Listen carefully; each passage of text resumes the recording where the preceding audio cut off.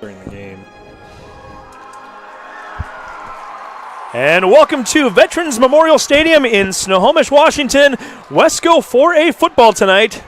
Home team, the Glacier Peak Grizzlies versus the Lake Stevens Vikings. Glacier Peak coming into the game with an overall record of 3 wins and 2 losses, 2-1 in conference play. Lake Stevens 4-1 overall, 3-0 in conference play. My name is Steve Willits, and with me tonight, Tim Boyle. Tim, big game coming up for both of these teams. We're halfway through the season right now, both needing victories for different reasons. Glacier Peak coming off of a stinger last week, 57-0 loss. Yeah, and that's what everybody's wondering is how's Glacier Peak going to respond to that? It can be real tough coming out 57-0. It can be real tough getting back up for the next game. So we'll see in about 3 minutes here. But, yeah, that's going to be the million-dollar question. And a Lake Stevens team that started to show a little chink in the armor a couple of weeks ago, losing a non-conference game to Arlington. And all of a sudden we thought maybe they're not quite the Vikings of old. The very next week they squeaked out a game over Mariner 14-3. And ever since then, though, they have just caught in fire, just destroying a much-improved Mount Vernon team, a team that they put up 72 points on 2 weeks ago. And then last week, they beat a Jackson team that we've already seen here at the stadium this year, 49-7, and that game was 49-7 in the third quarter. Lake Stevens, that's a 60-point average right there over the last 2 weeks. Yeah, and Lake Stevens they got the running clock right at the beginning of the third quarter, and that's our common opponent is Jackson. And we talked about this earlier. Jackson and Glacier Peak kind of went back and forth, and that was a real tight game. Could have gone either way. I think there was a little bit of a coaching mistake there during that game, but Jackson probably should have won that game. But, then Lake Stevens takes on Jackson, and it's 49-7. And so if you go by common opponent, Glacier Peak's in a little bit of trouble if you look at that. And then obviously coming off of the 57-0 game from Monroe, Glacier Peak's got their work cut out for them tonight. Lake Stevens, they've won either a share of or outright their conference or their division each of the last 5 years. 27-game winning streak in conference right now. What does Glacier Peak need to do tonight if they're going to end that streak? Well, I think Glacier Peak, normally I would say Glacier Peak likes to have a high-scoring game. I think Glacier Peak definitely doesn't want that tonight. I think Glacier Peak needs to keep the game close, and they don't want to let Lake Stevens get up by a couple touchdowns. It'll take them completely off of their game, and I think Glacier Peak, if Lake Stevens starts scoring early, I think Glacier Peak's going to be in trouble. But the key for sure for them is keep that game tight, try to keep it low-scoring, and then I think they have a chance. And we're watching number 1, Aiden Ziomas, warm up right down below us right now. Ziomas, a junior, but already a third-year starter, and we know he's capable of putting up big numbers. He's a big play quarterback. Last week, never quite got it going on, and it'll be interesting to see how number 1 can bounce back from a rough week. Yeah, and I think Glacier Peak, Aiden will have a lot of pressure tonight, and he's going to have to probably improvise, and he's probably going to have to extend some of those plays, and he'll probably be using his feet quite a bit tonight. So Glacier Peak will receive the opening kickoff. They are lined up. We're in the home blues tonight. Lake Stevens wearing the road white and purple pant uniforms. The Lake Stevens kicker, number 19, that's Ethan Anastasi, ready to kick off. Number 6, David Castro back on one side. Also number 30 out there. That's Ethan Williams. Castro takes it at the 10. Tries to cut up towards the middle, back out towards the outside, finds a little bit of room, and is finally brought down at around the 27-yard line after picking up around 18 yards on the return. We'll probably see Castro quite a bit tonight. He's having himself he's a transfer student and kind of snuck up on us this year. Castro, a guy that I was out on the field before their game against Cascade a few weeks ago, and as we were getting ready to go on the air, I was doing a game for KRKO. I saw something out of the corner of my eye. I couldn't figure out what it was. It was Castro doing backflips. Oh, something you don't see. Kidding. Something you don't see every day before the start of a football game. So we know he's athletic anyway, and another guy we know is athletic is that quarterback back there. Number 1, Aiden Ziomas in shotgun formation. Not only can he throw, but he had 340 yards of rushing offense in his first 4 games of the year, and he's going to add to that total right now as he runs off of the right side initially. Finally gets forced out of bounds at around the 28, maybe the 29-yard line. We'll say maybe a 2-yard pickup on the play. And that was a designed quarterback run there. And Aiden's actually there. You were talking about his rushing. He's actually the leading rusher on the team by quite a bit. The only player on the team with over 100 yards rushing on the season so far. Here we go, passing play. The ball was initially tipped, caught out in the flat on the left side, looking for room and not finding much of anything. That was number 23. Connor Stroop on the catch, and it looked like Austin Murin, number 12, steps up and makes the tackle. We're going to have a 3rd and 6 coming up for the Grizzlies. And Austin Murin you'll be calling his name a lot tonight. Offense and defense. Yes. A former tight end who lines up a little more outside than he used to, now playing safety as well. Murin, a player who was fairly vital to that team that made it to the state playoffs last year.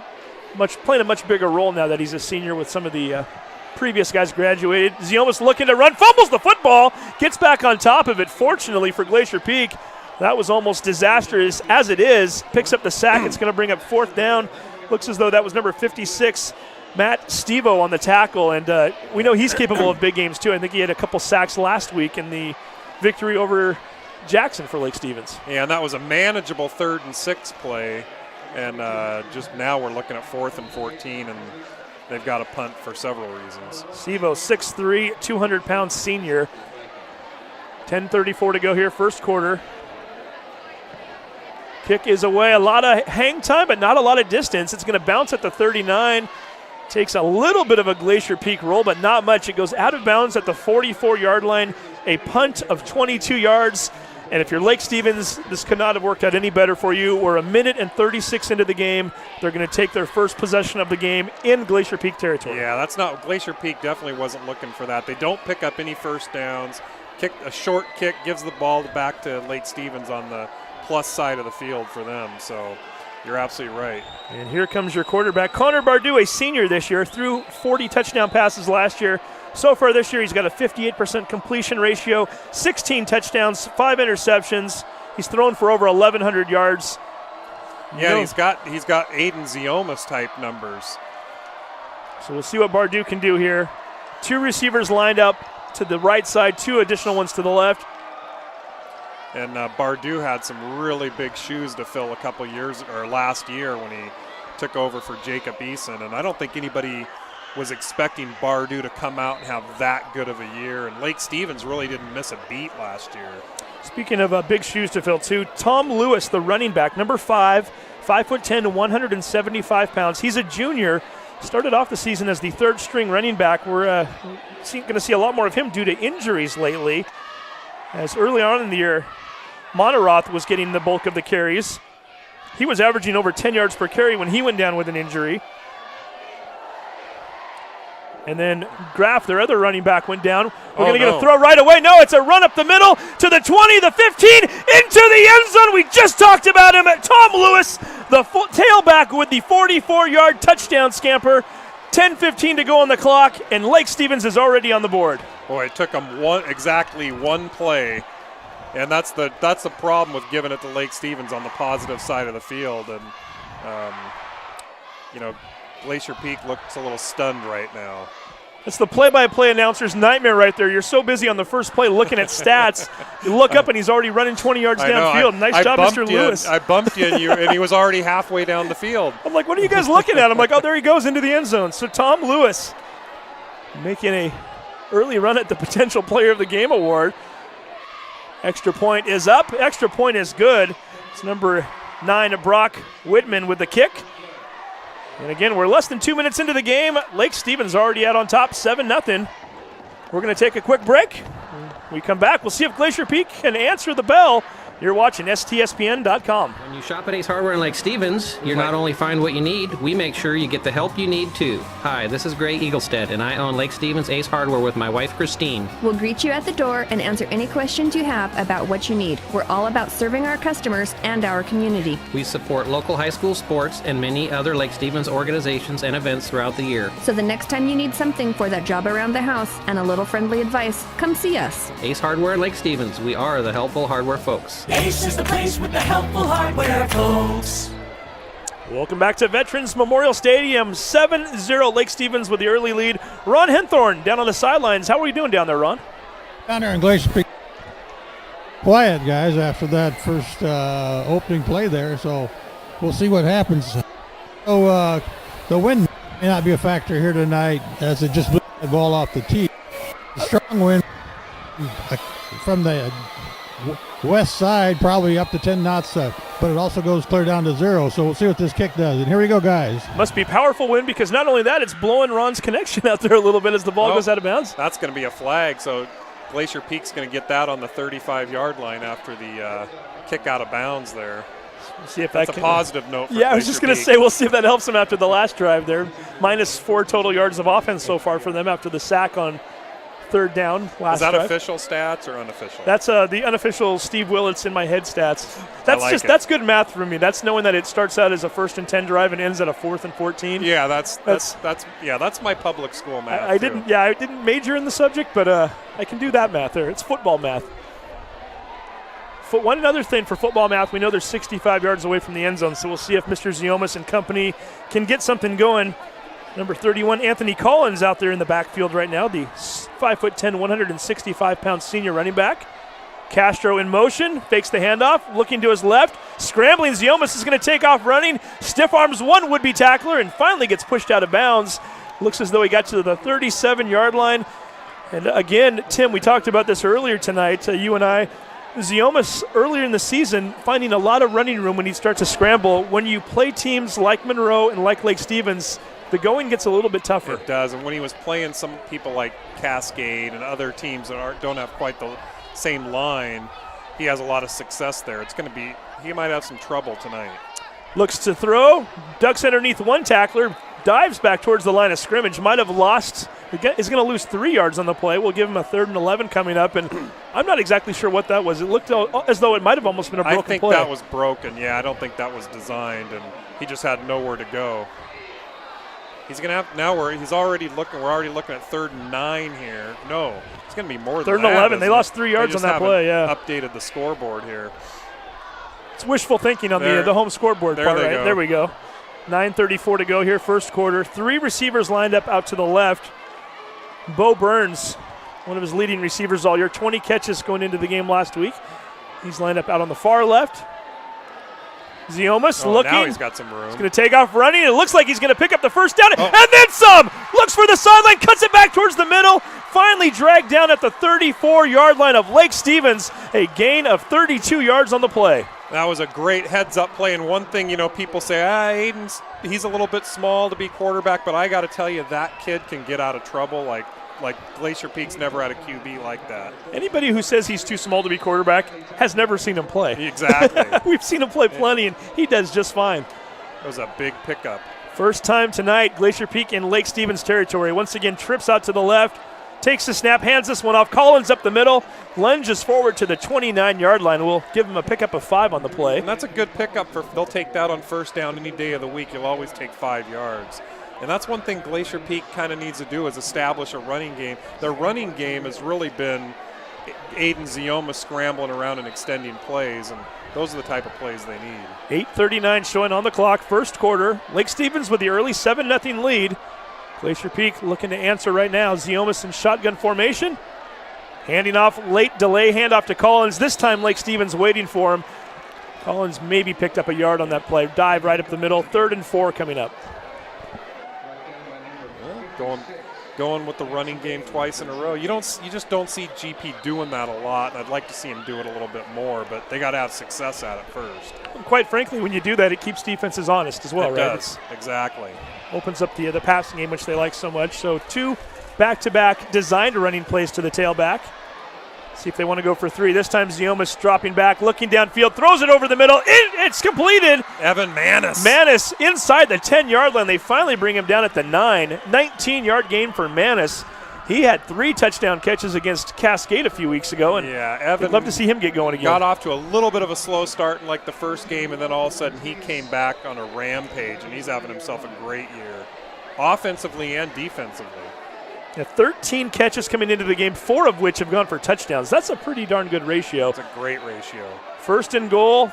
Castro out on the screen pass over to the left side and just couldn't quite hold on to it. He was going to have a one-on-one with the DB over there. If he had been able to catch that, all he had to do was beat Casey Kitchen into the end zone. And it's actually kind of a tough catch because he's in full stride, and it's a little bit difficult to make that catch, but catchable ball, but a difficult one.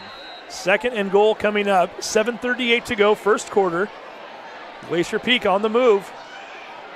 3 receiver set. Burns, Castro, Stroop one more time over on the left. Manis lined up by himself out to the right. Hand off to Collins, draw up the middle to the 5. Cuts it out to the left or the right. Gets ahead to the 4-yard line. Gain of 5 on the play, and nice little play action there. starting to wonder, are we in 4-down territory right now? Historically, Glacier Peak, if they're even anywhere near the 50-yard lines in 4-down territory. Road never meant a 4th down he liked, right? No, and that he didn't like. Or that he didn't like, that's what I meant, yeah. He liked every one of them. So Bender's a little more conservative. we're going to find out potentially how conservative he is if they don't convert here. 3rd and goal from the 4-yard line. Collins in the backfield, fakes the handoff, keeps it himself, into the end zone, and touchdown Grizzlies! Aiden Ziomas rushing over to the right, finds an opening, dives into the end zone, and Glacier Peak is on the board. Aiden's a playmaker. He felt like he could just keep that himself, and he has an eye for the end zone. Looked like a read option, too. He could have handed that off to Collins if he didn't see it, and again, it looked like he decided on his own that he was keeping that. seems like a pretty good decision at this point as Braden Corwin comes onto the field to attempt the extra point. Hoping to tie this game up right now with 6:55 to go in the first quarter. High snap. Kick is up. And the kick is good. Braden's the younger brother of Branson Corwin. Was that what it was, Todd? Yeah. Todd Elvick, the 5-tool player, off to the right here.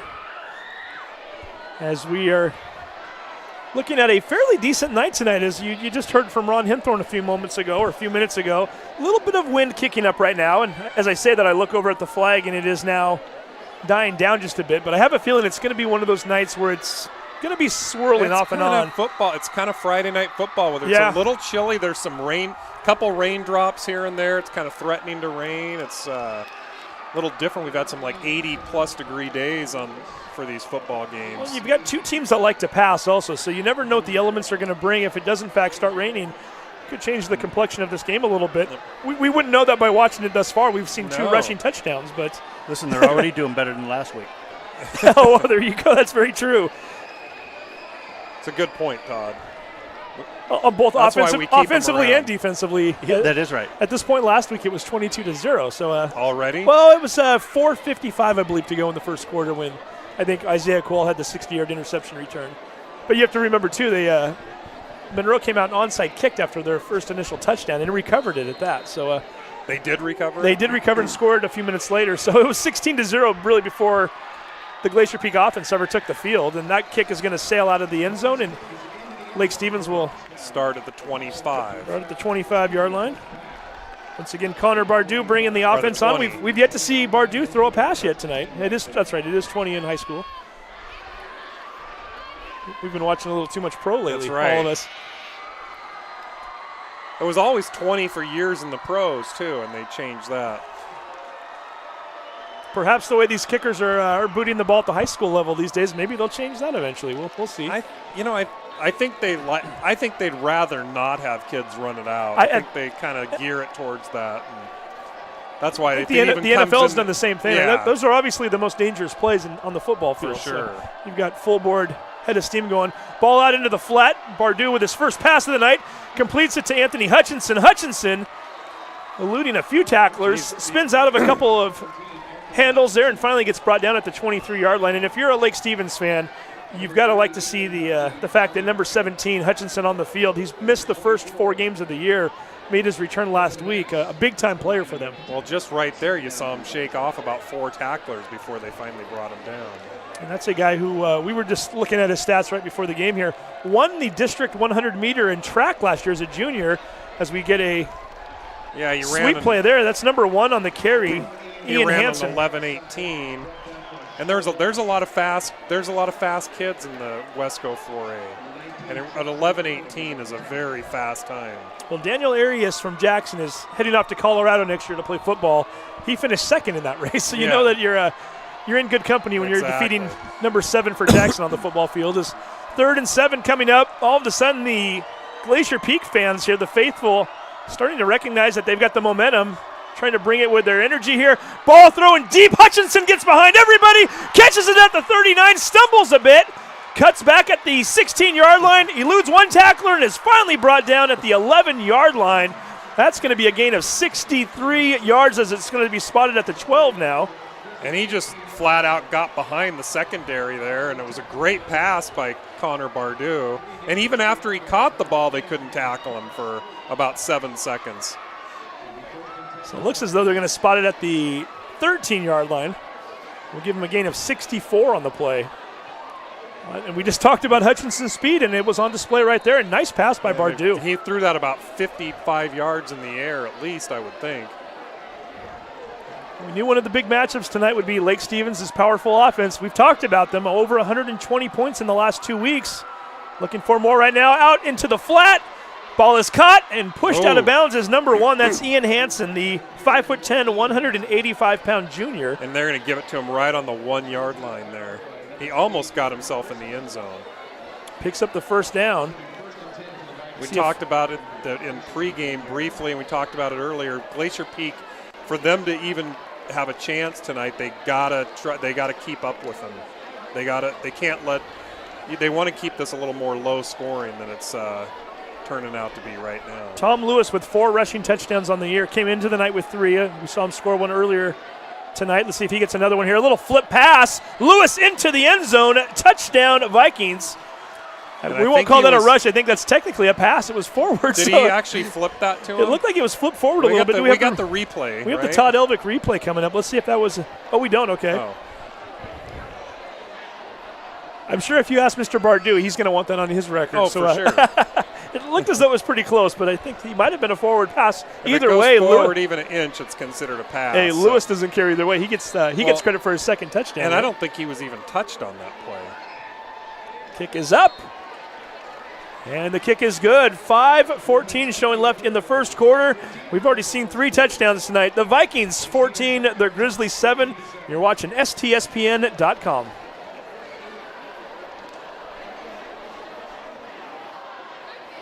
All frustrated with the high cost of heating and cooling our homes. At GNS, we are completely changing the way you keep your home comfortable. Our Mitsubishi ductless heat pumps allow you to control the temperature, changing the way you keep your home comfortable.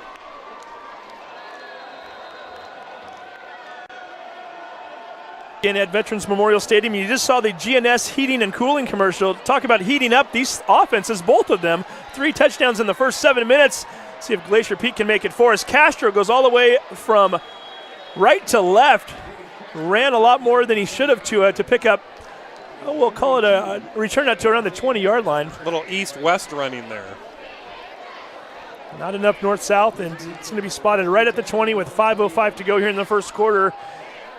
Good news for Glacier Peak, you've shown you can move the ball now. The bad news is it looks like you're going to need that offense because your defense really struggling with the Vikings, right? That they're going to stop. It's kind of shaping up to be a track meet here. No pun intended. Yes, after talking about Hutchinson and his exploits out on the track. There was slight pun intended. I figured as much. Here we go. Handoff going out to the left. Handoff not going anywhere. That is number 2 on the play, John Paul Anderson. He's going to lose a few yards as gets to meet up with 2 or 3 different members of that Viking defense. Yeah, there was absolutely nothing, nowhere to go on that play. That's a big-looking defensive line there that they have. I'm not used to looking at the offensive line of the Grizzlies and not seeing a Fafita or an Elvick out there either. It's a little different, isn't it? Absolutely. We got Todd up. Todd's up here in the booth. Years. Does he have any eligibility left? Is he almost looking to pass over the middle? Was intending that one for Castro. Todd's on academic probation. He can't get out there. He's been on academic probation for a while. The 3rd and 16, Steve. That's good. I don't know what their playbook's got for that, but it's limited.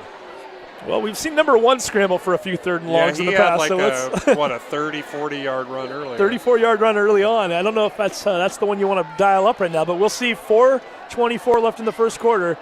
He's got 4 pretty darn good receivers out there, 5 if you count the running back. Throw it out to Castro. Screen play. Castro finding a little bit of room, but not much. He gets tackled at the 16. Pass was a little low for him, so he couldn't quite get running. They're going to have to GP's going to have to punt For the from their, 16-yard line, 15-yard line? Yeah, for the second time this evening, we're going to see Heston Pettis dropping back into punt formation. The first one only went 22 yards. Yeah, he's going to need to get a little, either a better bounce or a better kick. Need the punt returner for Lake Stevens to turn about 90 degrees so we can see his number there. He's lined up on the 49-yard line, ready to receive this. It's number 1. It's Ian Hansen. We've already called his name a few times. Hansen with the fair catch, 34-yard kick. And for the second time tonight, Lake Stevens will take over in Glacier Peak territory. It's right about at the stripe, just about a half a yard. Yeah, they're going to mark it at the 49. And we're going to take a quick break. You're watching STSPN.com. Did you know that Speedway Chevrolet is part of the Lee Johnson Auto family? That means 84 years of serving you the LJ way. You need a truck? We have the perfect truck to fit your needs. Half tons, 1 ton, 2-wheel drives, and 4-wheel drives. Our finance specialists are here to help you, whether you have good credit or bad credit. We're just off Highway 522 at West Main Street in Monroe. Lee Johnson Auto family. Lake Stevens with their third possession of the night, looking to go deep really quick. Hutchinson makes the catch, unbelievable, over the shoulder, brings it in at the 11-yard line. 38-yard play. The Bardu to Hutchinson combo seems to be working tonight. Jeez, and there was actually pretty good coverage. That was Dawson Crosby on the coverage. But you know the old saying, a perfect pass will beat perfect coverage every single time. He put it right where he needed to put it. I think Hutchinson's leg is healing up rather nicely. It's watching him get behind the defense. You would think he was faking an injury the way he's playing tonight. Well, he's like 100% for sure. I think that's impressive about Anthony, too. How many times have you seen a track person have trouble on the football field when they're getting tackled or when the ball's not ideally thrown to them, as Lewis gets forward for a gain of about 3 yards up the middle? Hutchinson making a tough football catch on that play. That wasn't just thrown right to him either. Not only does he make a tough football catch, but he's hard to bring down. Yeah. If you notice when he's got the ball today, he's it's been taking 2 or 3 guys to bring him down. We often see football players who participate in track or track athletes who participate in football. He's one that you consider to be both. For sure. Looks like he could play at the next level at either one. I'm sure if anybody's watching him tonight and sees those numbers, without a doubt, number 17's got to be on somebody's radar. Trips out to the left. We're going to flip it out to Lewis. Lewis looking for his 3rd touchdown of the night. He gets it into the end zone from 8 yards out. Touchdown Vikings with 2:32 to go in the first quarter. And I think Lewis wants a T-shirt. He wants a STSPN T-shirt. And I think he's a hog in the touchdowns a little bit. You got Hutchinson doing all the work, and then he hogs them. What's the deal? He's the glory seeker. Huh? He's like, Hutch, you go out and get a 68-yard catch, and I'll punch it in a play later. If you were watching, Hutchinson kind of stood over and he had his hands up, like, what about me? He was wide open. Well, if you're Hutch too, you're the senior. Lewis is the junior. Lewis is going to get his time, right? That kick is up. That kick is good. Still more than 2.5 minutes left in the first quarter, and Lake Stevens already with 21 points on the board. They have the 14-point lead. We're going to take a break. You're watching STSPN.com.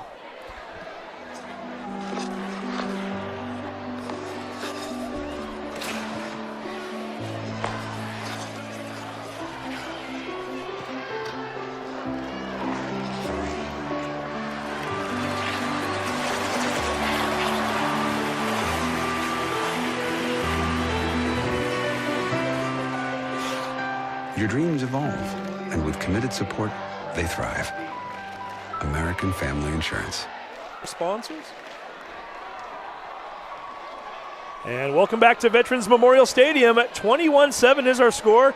We're enjoying Tim Boyle and I watching the commercials right now. Thank you, American Family Insurance. Yeah, good commercials. And we were joking about Speedway Chevrolet. I know them fairly well because last week when I went to the Monroe GP game, I got there late, and I had to park right next to Speedway Chevrolet. So thank you guys for it's part of the Lee Johnson family. It absolutely is.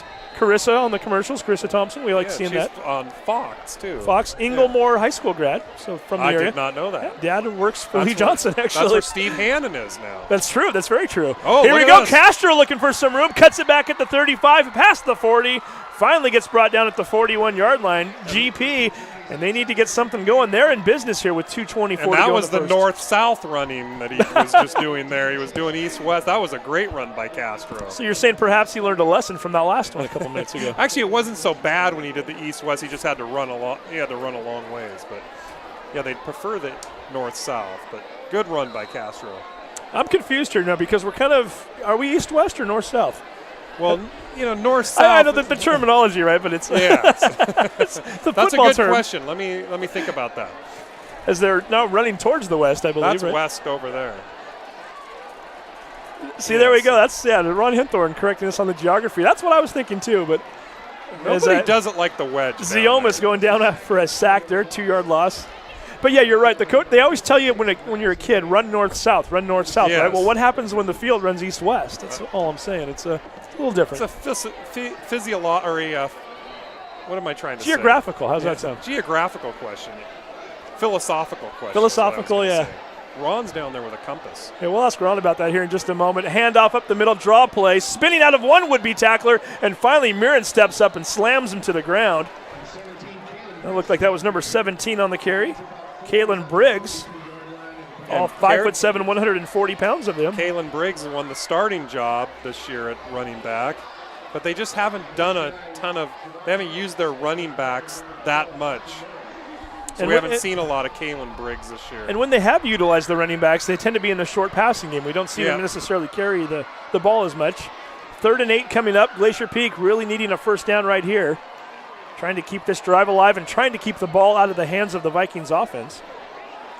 Love seeing all the pink here tonight, by the way, in honor of breast cancer. We're in Breast Cancer Awareness Month right now. Nice job by the GP fans. Screen pass coming up here. Briggs with a catch. First down and more as he's past the 50-yard line. Finally tackled down at the 43. We'll give him a gain of 15 on the play. It's great, and just like you said, when they're using their running backs, they're bringing them out of the back to be receivers. And I think we've got Ron Hinthorn. Was that right down in front of you there, Ron? How are we doing down there?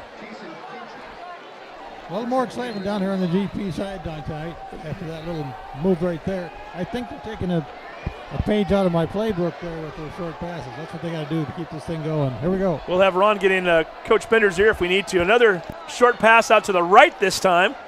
Spinning out of one tackle and then finally being brought down. Connor Stroop one more time. Stroop getting ahead for a gain of 3. Aiden's starting to complete some passes. Needs to getting a little bit of a rhythm here. You know, Mr. Burns, number 32, would like to get in on this action. Normally, you'd see him about right now. 3 touchdowns in that game against Snohomish earlier this year. 3 different types of touchdowns, too. Bombs, screen passes, fade. We're going to go with the deep ball here to Burns. Catches it in stride into the end zone, just like we called it. We dialed that one up. Bo Burns with a 40-yard touchdown play just before the end of the quarter. Touchdown, Grizzlies. And with 8 seconds left on the clock in the first quarter, we've got our 5th touchdown of the night. It is a track meet. And how about that? Right when we said there was just about to see Bo Burns here, they dial it up for him. Channeling my inner Bender there, I guess, if you will. That's a term we've never used probably on the air before. Yeah. I think Ron might have been in his ear. No, Ron was calling for the short plays. He was calling for the short pass. We called for Bo Burns. We got our wish, and Glacier Peak fans are happy as we're going to, for the second time tonight, see the Glacier Peak PAT team go onto the field. Corwin with a kick. It's up. It's good. 21-14 is our score. Lake Stevens in the lead. We're going to take a quick break. You're watching STSPN.com.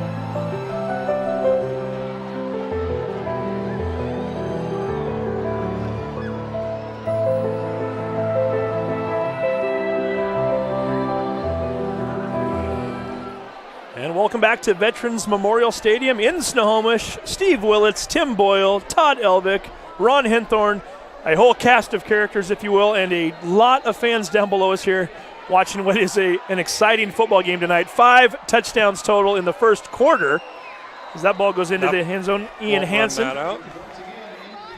Yeah, nice little crowd here. The only thing we're missing is Scott Oshman.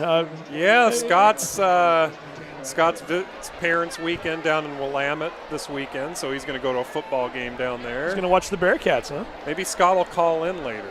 Oh, there we go. Our usual play-by-play announcer. So we're going to maybe give Scott Oshman a call here shortly and see how. He might start doing play-by-play on the phone. There we go. I could take a break. I'll go grab myself a bag of chips over there, whatever it takes, and let him call a few plays.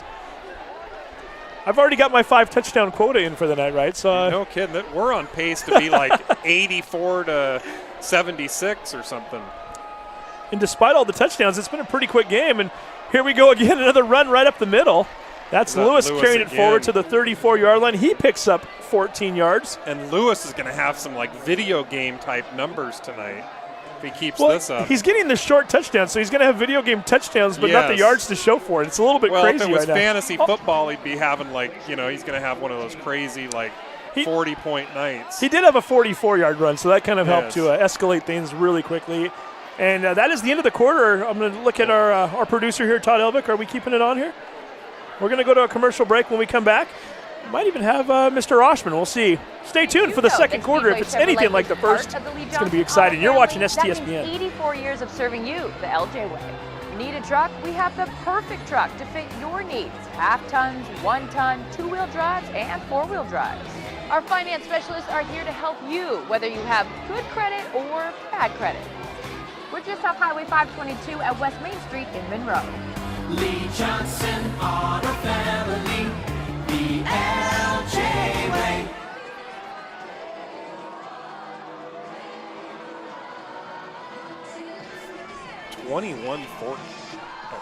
And welcome back. Second quarter of action about to get underway. 5 touchdowns in the first quarter.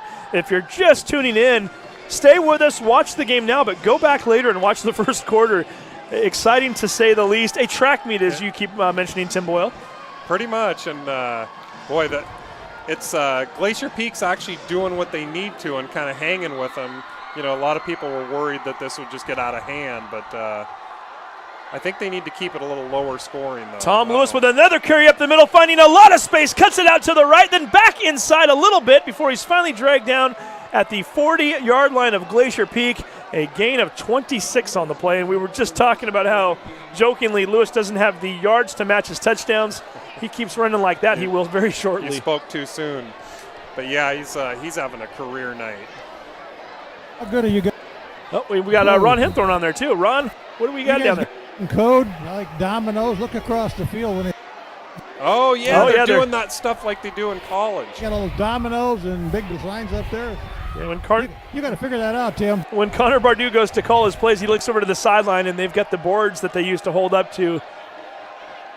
At times, I'm sure that they actually have meaning. At times, they're probably decoys. Oh, I think it's a lot of decoys, yeah. It's to fool people like us here up in the booth, I think, fooled. more than anything. We're certainly mesmerized by it, as is Ron Henthorn down on the field. Ron was the first one that noticed it. They stopped the play here. I don't see a flag on the field. Penalty flag did fly. I saw it go in the air. I didn't see where it landed. Now, a couple of years ago, they were using like pink flags, and it was throwing everybody off. And this year, they're not doing that. Ron Henthorn points out that it's offsides by Glacier Peak, and we do see the line judge here closest to us that putting his flag back away. So apparently somebody lining up in the neutral zone. And on defense at the high school level, you never like to see that. You should really not have any excuse to be lined up inside the neutral zone. No. And giving a team 1st and 5, that's like the best scenario is 1st and 5. Especially when that team is Lake Stevens. Yes. They don't need another advantage built in, right? Absolutely. So 1st and 5 coming up at the 35-yard line. Bardew flips that one out to Lewis. That one was definitely backwards. Lewis finding a gap, cuts it back at the 20, inside the 10. 3, 4, maybe 5 different Grizzlies on his back. Finally goes down at the 8-yard line. A gain of 27 on the play. Lewis unofficially now over the 100-yard mark for the night. Yeah, and once they got contact with Lewis, he carried one of the guys another 5 or 6 yards easily. So he's having himself a great night. should probably look at this a little closer here. And as I'm looking, Lewis coming into the game officially 1 catch for 8 yards, and it was not for a touchdown. So all 3 of his touchdowns this year had been on the ground. Already has 3 touchdowns tonight and almost had number 4 there. And now Lewis, it looks like he might be lined up out in the slot there on the right. They're going to hand off this time. Different running back fighting his way towards the goal line and finally going down at the 1 yard line. That's Austin Calvin on the play, bringing a little size to the game now. 6 foot, 215-pound senior. And he played like it, too. He had contact, and he got at least 5 yards or so after they contacted him. He was dragging runners down to about the 1. Calvin coming into the night with 2 carries on the season. Here's his second consecutive carry. He's into the end zone. Touchdown to Vikings. Austin Calvin from 1 yard out. 10:37 left here in the second quarter, and Lake Stevens looking to double up GP right now with the pending PAT. This could be a 28-14 game here very shortly. And if you took the over in this game, hold on to that ticket. I'd like to know where you're cashing that ticket if you did take the over in this game. And you may not want to let us know because I don't think that's legal. Here we go. The PAT is up. That's Widman with a kick, and he is now 4 for 4 on the night. 28-14 is our score. We're going to take yet another break because we have yet another touchdown. You're watching STSPN.com. We are all frustrated with the high cost of heating and cooling our homes. At GNS, we are completely changing the way you keep your home comfortable. Our Mitsubishi ductless heat pumps allow you to control the temperature in each room separately, all of which can be controlled from your smartphone or tablet. Because we are the mini split experts here in Washington, we can design a perfect system for you, one that will save you a lot of money on your utility bill. Call GNS Heating, Cooling, and Electrical today or visit us at gsheating.com. Welcome back to Veterans Memorial Stadium. Steve Willits, Tim Boyle, Todd Elvick, Ron Henthorn, and the track meet continues here.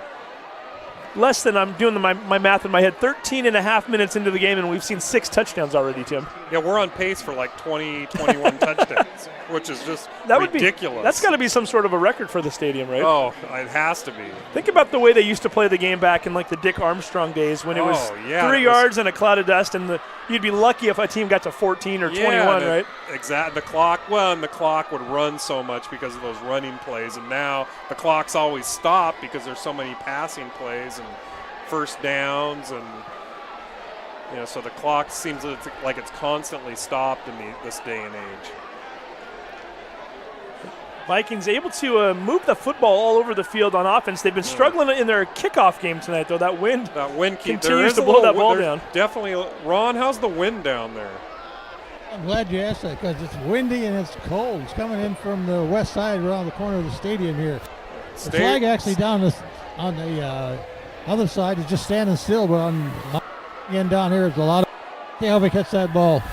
You can actually look down at times, and I'm looking at it might even be Coach Bender down there. One of the coaches is holding a clipboard, and I can see the paper blowing on the board. You can tell it's getting a little windy down there, and even debris along the track right now blowing around.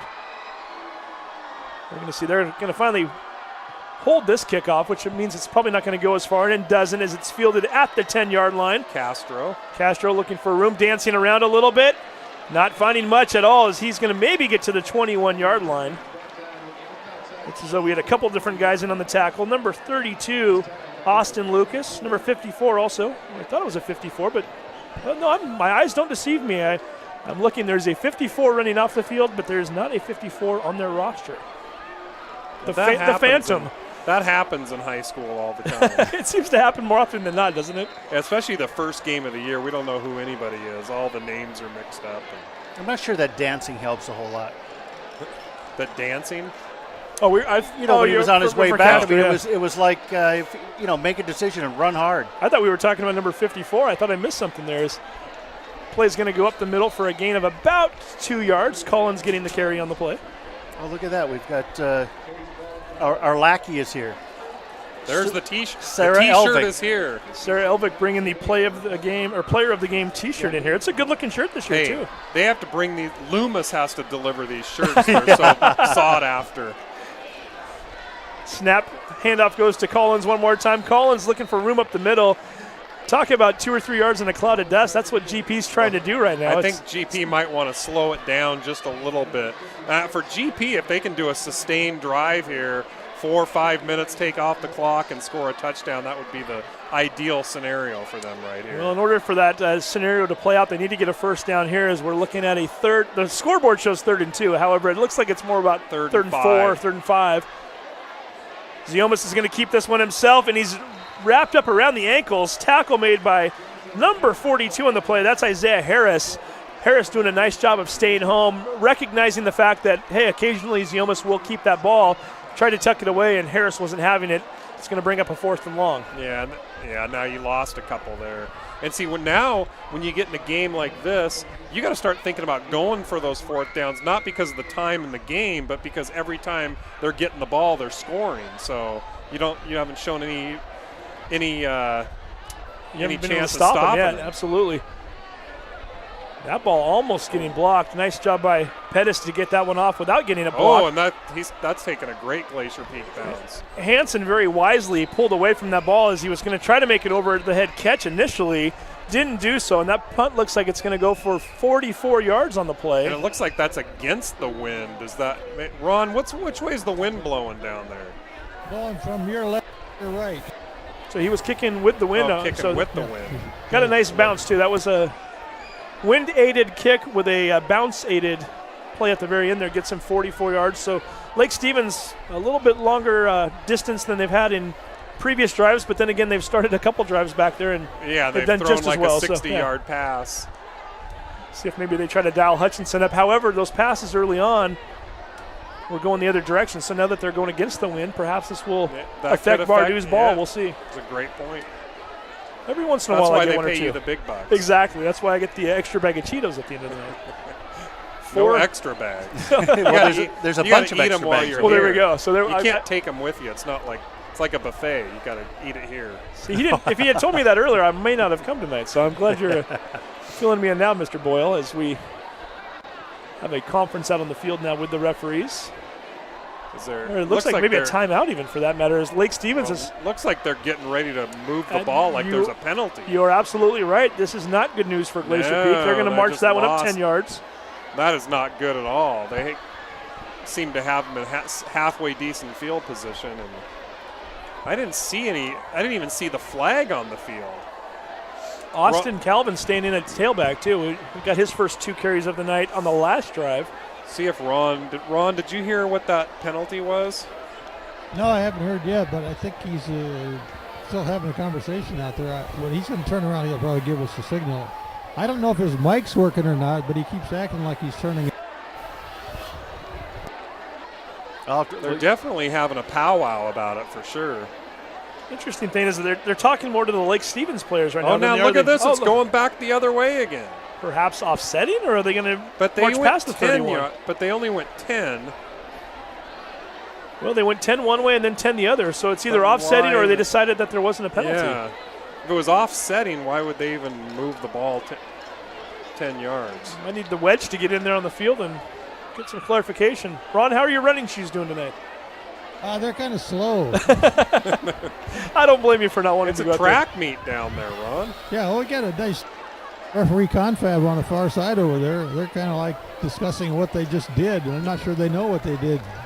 Todd used to have that little the drone? The clip of the referees going back and forth. No, I got like, that. Yeah. What music was playing in the back? The Odd Couple The Odd music. Couple, yeah.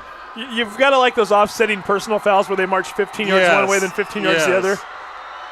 You know, baseball's finally figured out if they want to intentionally walk a guy, don't make him throw the 4 pitches. Exactly. Don't bother marching 15 yards each way. Yeah.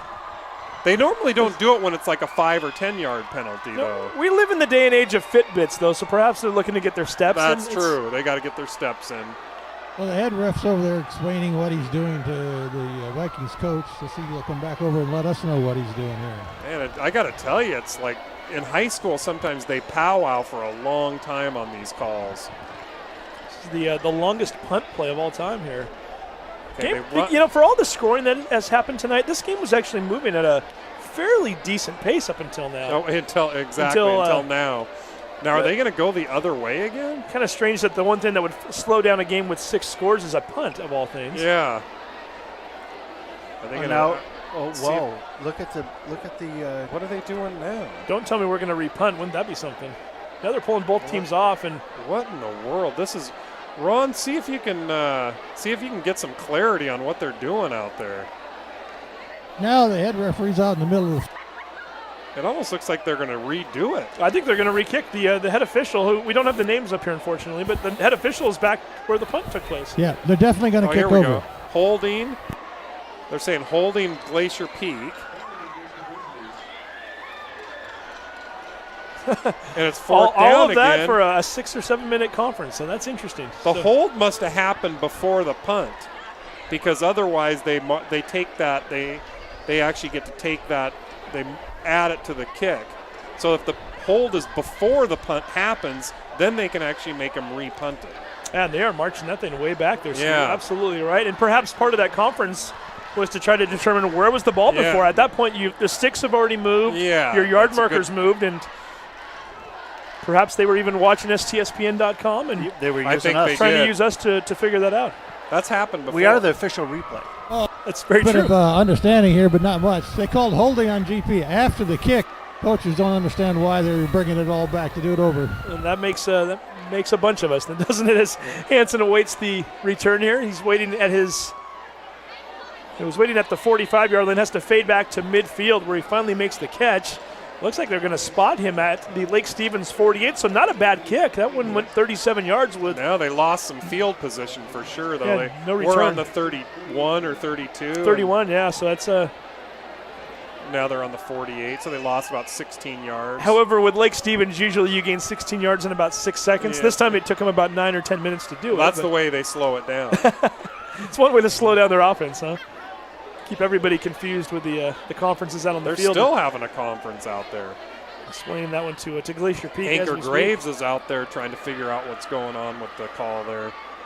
The grave digger. I was just going to say, Anchor Graves, you guys were talking earlier. I know you're big on nicknames up here in the booth. What? I know. We're having a controversy. Scott and I wanted to call him Anchor the Newsmaker, and Todd's vetoing it. No, what?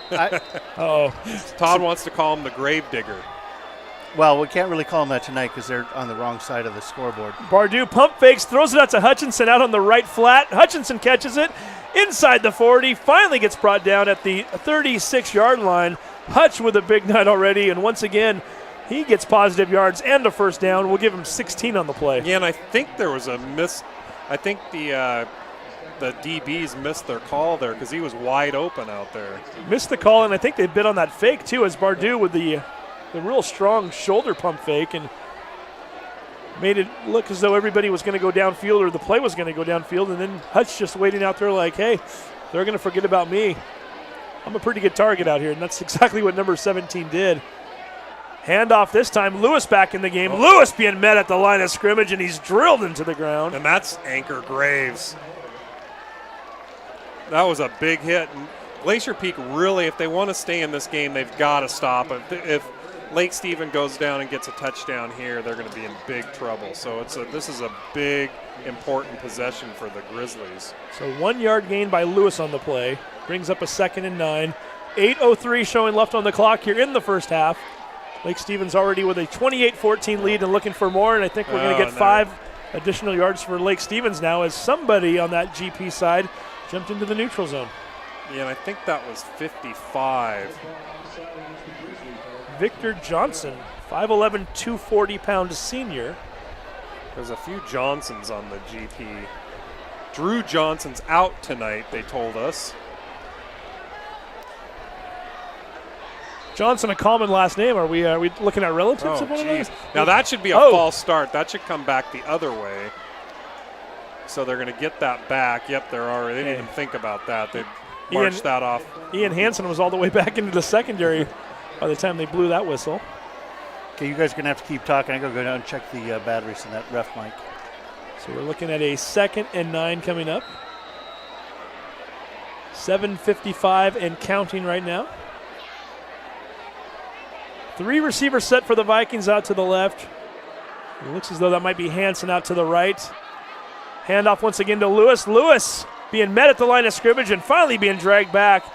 Once again, Glacier Peak stepping up rather nicely into the hole there to plug it up and to make sure that he wasn't able to get any further. And for the second time in just 3 plays, we're going to call Anchor Graves' name. Anchor and company making a nice tackle. Yeah, good job by the D-line. Thanks, Todd. We had a little technical difficulty there. I was letting you guys sort it out. I figured I'd just keep on. That's a rookie move. 4-2-0. He just was the 4-2-0 player now. It's the STSPN B team tonight. Ball is thrown into the flat. First down catch made along the sideline. That's Hansen once again. Yeah, and they needed 8 and they got 9. And Glacier Peak had a great chance to stop him there on 3rd and 8 and just can't do it. Glacier Peak's got to be able to get them off the field. And you know what? They're not marking it as a first down. It sure looked like it from here. I'm not sure Hansen got a very favorable spot on that play. I know his momentum brought him backwards a little bit, but he certainly had that catch past the line when he initially made it. Sure looked First like 4th it. down of the night, and Bardou's going to throw for it. Interesting call there. Nice way to elude the tackle. Number 4, Trey Long with the quick feet, and I think that ended up giving them the first down. He was initially going to be stopped behind the line of scrimmage. He was, and number 28, that's Evan Christie. He was actually petitioning for a hold or a legal block in the back there. But I think they can do it because that was right around the line of scrimmage. Give Coach Try a lot of credit, too. Not only throwing a pass on 4th and 1, but throwing it behind the line of scrimmage. You still need to get forward on the play, and Trey Long really making it happen with his feet. Well, there was some good execution on there, too. Absolutely. We're looking at a sweep this time. Lewis trying to find the corner, can't find it, and a very late flag comes flying in as he's tackled right at the line of scrimmage. Evan Manis did a great job on the tackle there. Caught him from behind. See what the flag is here, though.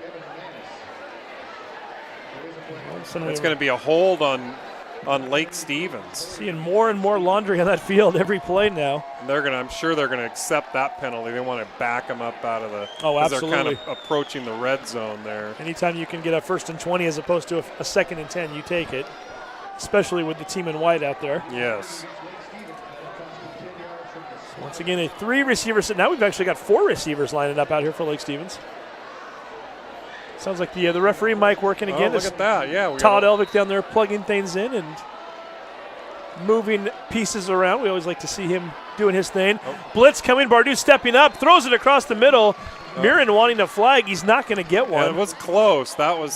Could have gone either way. I wouldn't have been surprised if they threw that flag. And a rare incompletion there for Connor Bardou. He hasn't thrown many incompletions.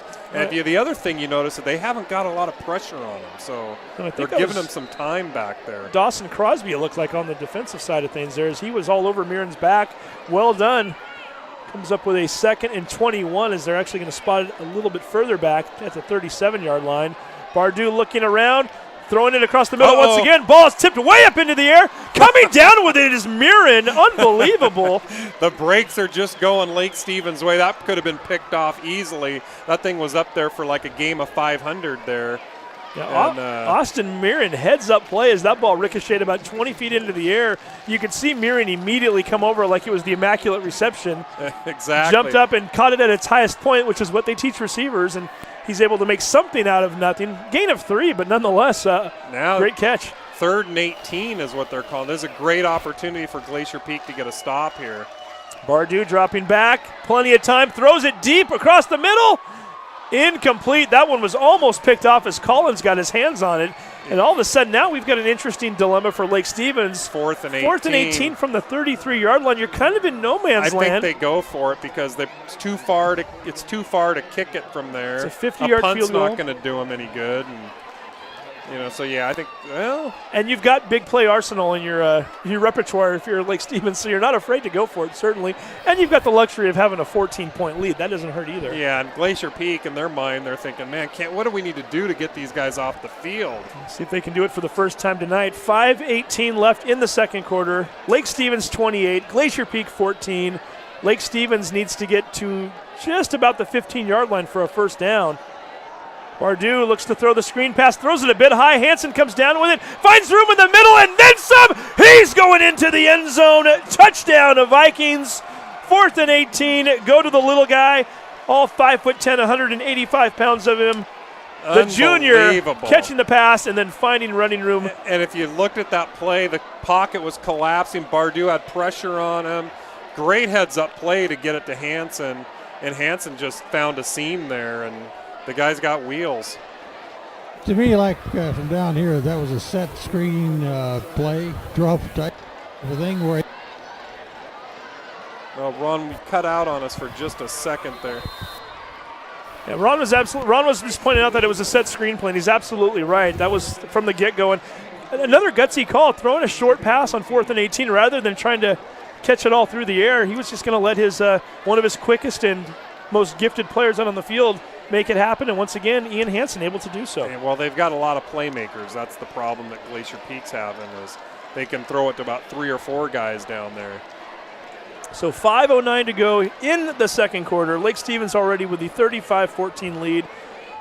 Glacier Peak, we know that they've got some offense, and really, as you get later and later in this game, and obviously I don't think Lake Stevens has done scoring for the night by any means. No.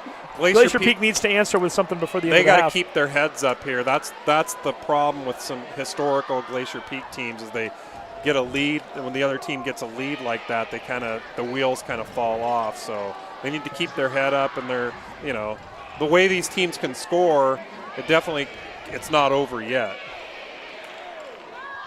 Not over yet, but if you're Glacier Peak, you don't want to let that thing get any more out of control than it already is. A 21-point deficit against Lake Stevens. You got to make it so it's not over. Yeah, it's very close to insurmountable if you don't get something back before the half. 21-point deficit, man, that is against a team that can score a lot of points. So we'll see what Glacier Peak can do with an answer here. Castro's going to field that one at the 6-yard line, looking for room out to the right, spins off of one tackler, drags another past the 30-yard line, finally gets brought down right around the 31-yard line for a 25-yard pickup for Castro. Yeah, decent return. I think they'll take it on the 31, 32-yard line any day of the week. So Glacier Peak, a team that lost to Lake Stevens 64-6 last year. So if you're looking for positives to take away in the first half, they've already surpassed the point total from last year as well. I know you pointed out during the first drive Todd pointed out that they've already done better than last week. Correct. Showing that they can at least move the ball. Zioma scrambling, fires down the field, incomplete as he overshoots his receiver. Hutchinson gave him a little push from behind, and probably was uncatchable anyway. And Manis going up, and he needed to be about 2 feet taller to even have a shot at that one. Ziomas once again scrambling around like crazy back there. Just Lake Stevens putting good pressure on him tonight. Yeah, and thankfully for Glacier Peak, Aiden can extend some of those plays. 4:54 left here in the first half. Ziomas, delay handoff, finally gives it to his running back, and nothing doing there. That ball's going to end up in the backfield, as that's number 17, Caitlin Briggs, on the carry. I know you like the read option you like your quarterback to make a decision. You need to make it a little bit quicker, though. That play, from the get-go, it just looked like there was a little too much delay. No, and the defensive line got great penetration there, too, so there was just nowhere to go. So we're looking at a 3rd and 13 right now. 4:23 left in the first half. Collins remains in the backfield. 3 receivers spread out to the left. Manis out to the right by himself. Screen pass, and I think that ball was tipped at the line of scrimmage. That ball was tipped. Behind the line of scrimmage. Oh, they've got a fight here on the field. Oh, that might give Glacier Peak a first down. Let's see what they I think let's see who that is out there. That was Mason Gack, number 75, who had the tip on the pass, the screen pass. Sure what they're going to call here. It looked like Lake Stevens, there was like 2 or 3 guys jumping all over. And I can guarantee you, if that isn't called on Lake Stevens, Tri will not be happy. 4th and 13, your defense does their job to get the other team's offense off the field. You don't want to give them an automatic first down on a. And that would have been a critical stop for Lake Stevens, because Glacier Peak really needed to have a first down here and have a sustained drive to try to get back in this game. And perhaps we'll get offsetting on this. I didn't see the initial. I see one flag contact. for sure. Ron, did you happen to? I think I do see 2 couple flags, 3 flags. After the play, we had a dead ball, unsportsmanlike conduct here. That's 15 yards from the previous spot. That's enough for a first down. Wow, unbelievable. Wow, Tom Try will not be happy with one or two of those players after the game tonight. That's a big break for the Grizzlies there. He just gave a team a first down on 4th and 13 with an unsportsmanlike conduct. We know that the referee mic works now, Todd. Apparently it's working too well. It's still on. Oh, that was only me and my. Okay, there we go. The things we learned up here in the STSPN booth. And the one thing to point out is if it was like 4th or in 3rd or in 16, it's not an automatic first down. That's right. In high school, it is not. It's 15 yards, and if it's if they need 20 and the unsportsmanship's only going to give them 15, so a little bit different rule in high school. In this case, it was enough for the first down. So with 4:12 left in the half, that will set the ball at the 43-yard line. Ziomas in shotgun formation. Looking over the middle, doesn't see anything, takes off running, and finally gets dragged down from behind. Nice job by the defense. That was number 35 on the play. Ryan Sander, who had 2 interceptions last week. One was a pick 6. The other one was returned to the 9-yard line.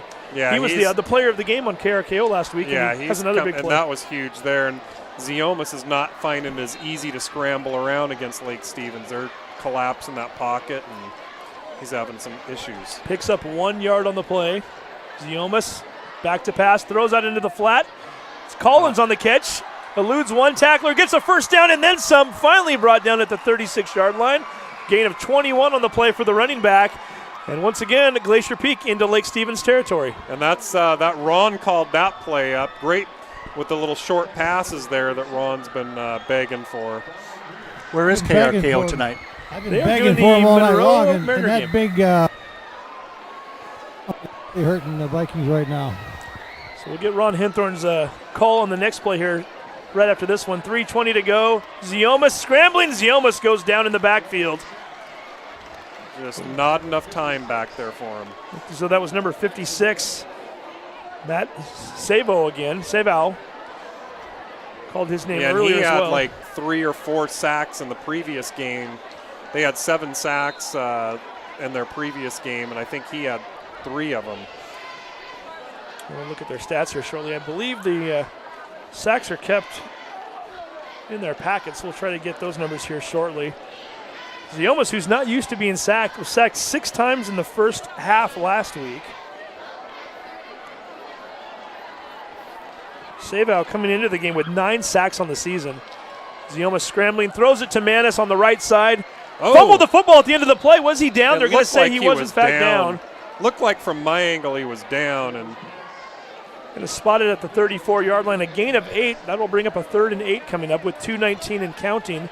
That's a good play. That's a great play to get a manageable 3rd down. It's exactly what they were looking for. You don't want to have it be 3rd and 15. Ziomas looking in on the sideline. What's Ron Hinthorn calling on this play? Coach Ron, what do we got? 3rd and 8. Short pass off to the flat again. He's calling for a flat pass. We'll see. We're now under the 2-minute mark. Glacier Peak wisely letting that clock tick down a little bit, too. The less time you can give Lake Stevens, whether you score or not, is a good thing. Ziomas throwing deep down the left side. Incomplete. And there's a flag, and he was getting hand checked the whole way, and that's Bo Burns. That's right where Bo Burns likes it, too. On his way to the end zone. So they're going to catch a good break there with pass interference. Kason Kinchin on the defense. Kinchin and Burns, a little too much hand checking there, and that's going to be a 15-yard penalty.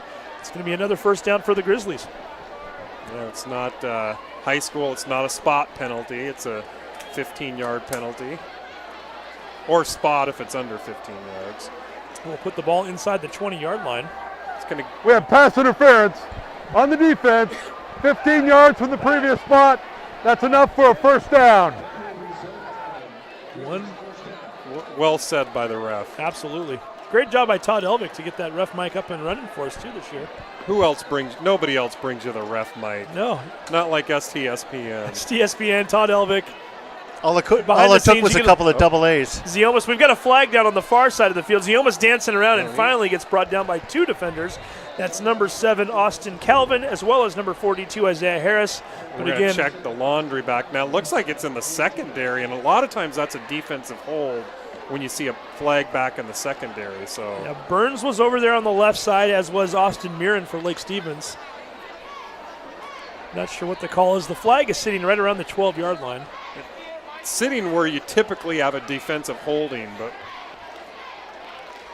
yeah, because you wouldn't think Burns would be down there blocking. He might be scrambling to get open, and you are, in fact, correct. They're going to call that on Lake Stevens. Holding on the defense. So that's an automatic first down. So GP's catching some breaks here. Yeah, the majority of the yards on this particular drive coming via the yellow flags right now. We've had a 15-yard unsportsmanlike. We had a 15-yard pass interference. That's right. Now it looks like we're going to get a holding call. Here we'll get the... No, it will not. It will not. No, it will not be an automatic first down. That's right. No, it's going to be just a little bit short. Defensive holding. Half the distance. It'll be first down, played over again. First. I think he mixed his words there. First down played over again. Well, it's going to be like first and 1 yard to go. Okay. They were on the 19-yard line, so half the distance takes it about 9.5 yards and up. How often do you see a 1st and 1? You just never see that. Or a first and almost like 18 inches, I think it looks like. So 1:19 to go. We're going to keep it right here. We're going to take a break. Okay. We'll be right back. You don't want to go anywhere. This half is getting interesting. You're watching STSPN.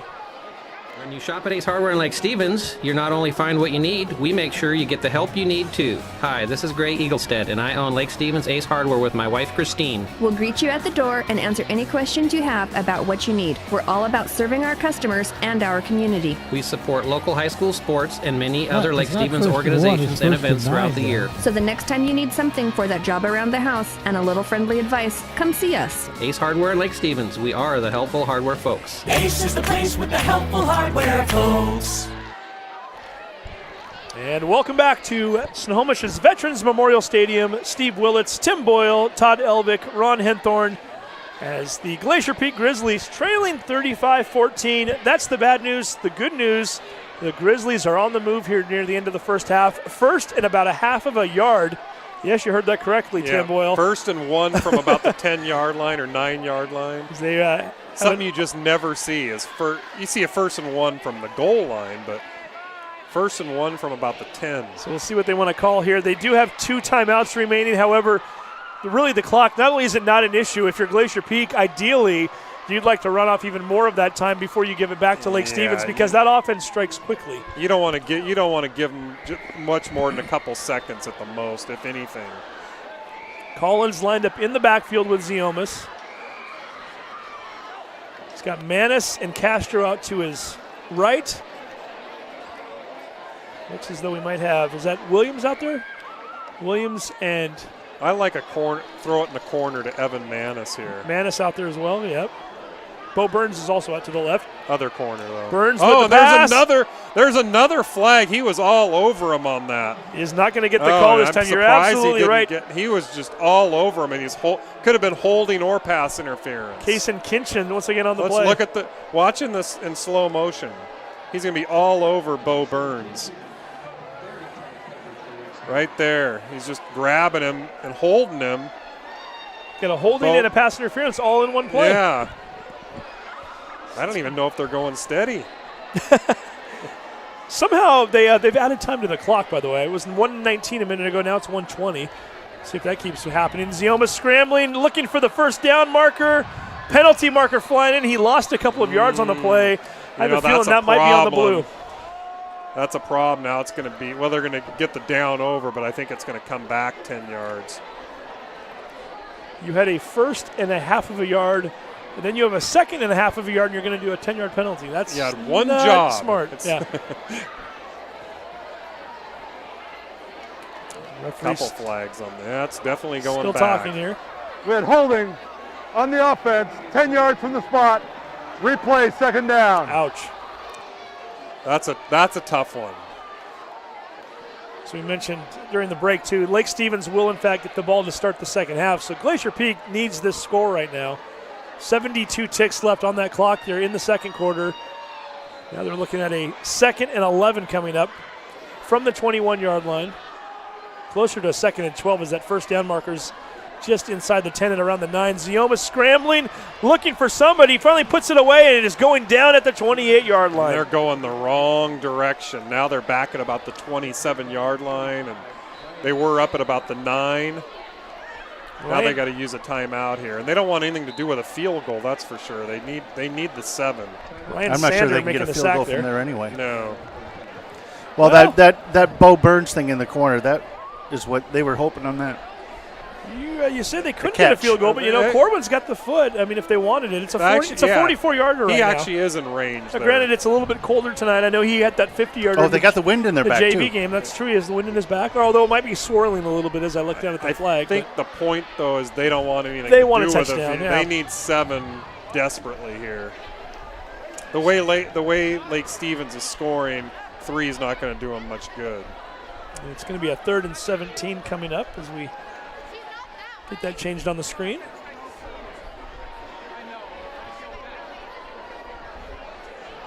Oh, well, we've actually got the scoreboard unit updating itself then. I like this. High-tech stuff here, Todd Elvick.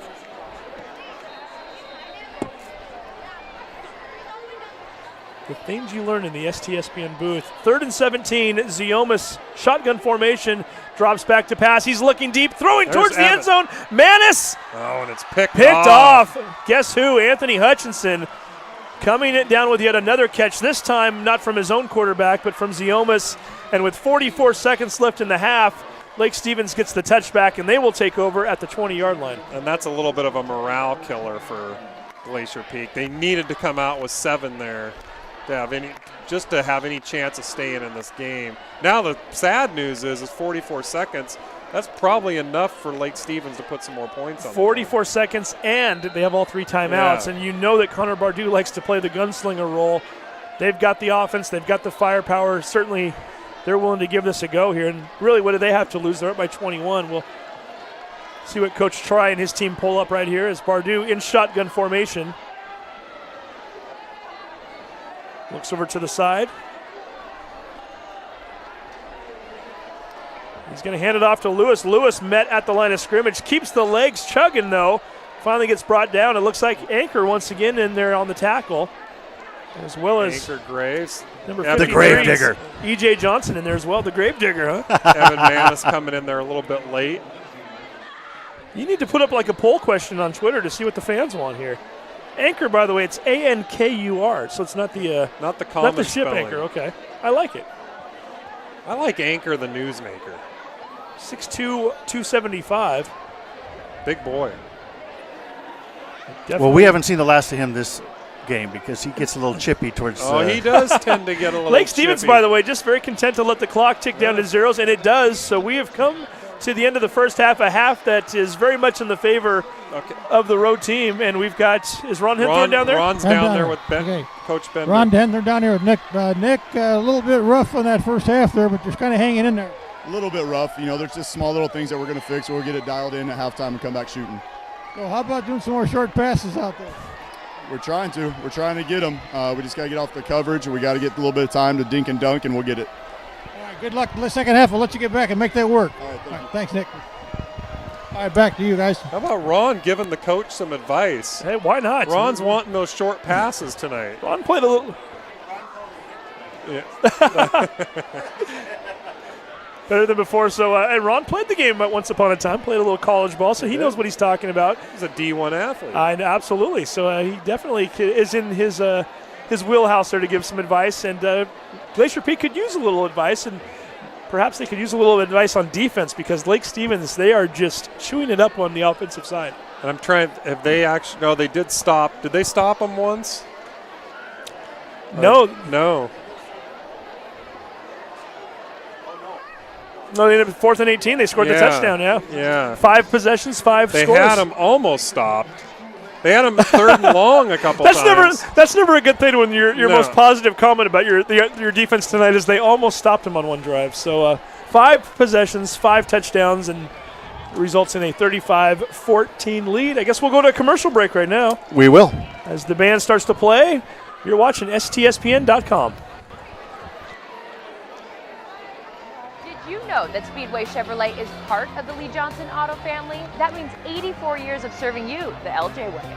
Need a truck? We have the perfect truck to fit your needs. Half tons, 1 ton, 2-wheel drives, and 4-wheel drives. Our finance specialists are here to help you, whether you have good credit or bad credit. We're just off Highway 522 at West Main Street in Monroe. Lee Johnson Auto Family, the LJ way.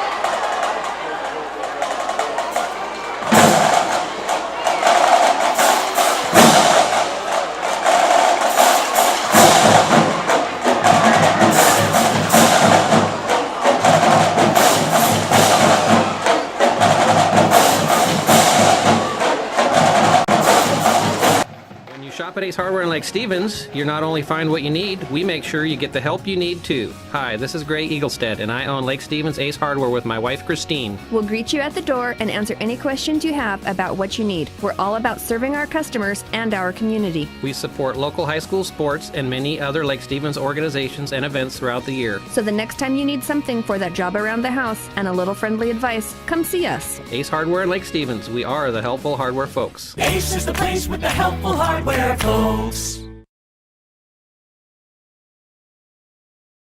Did you know that Speedway Chevrolet is part of the Lee Johnson Auto family? That means 84 years of serving you the LJ way.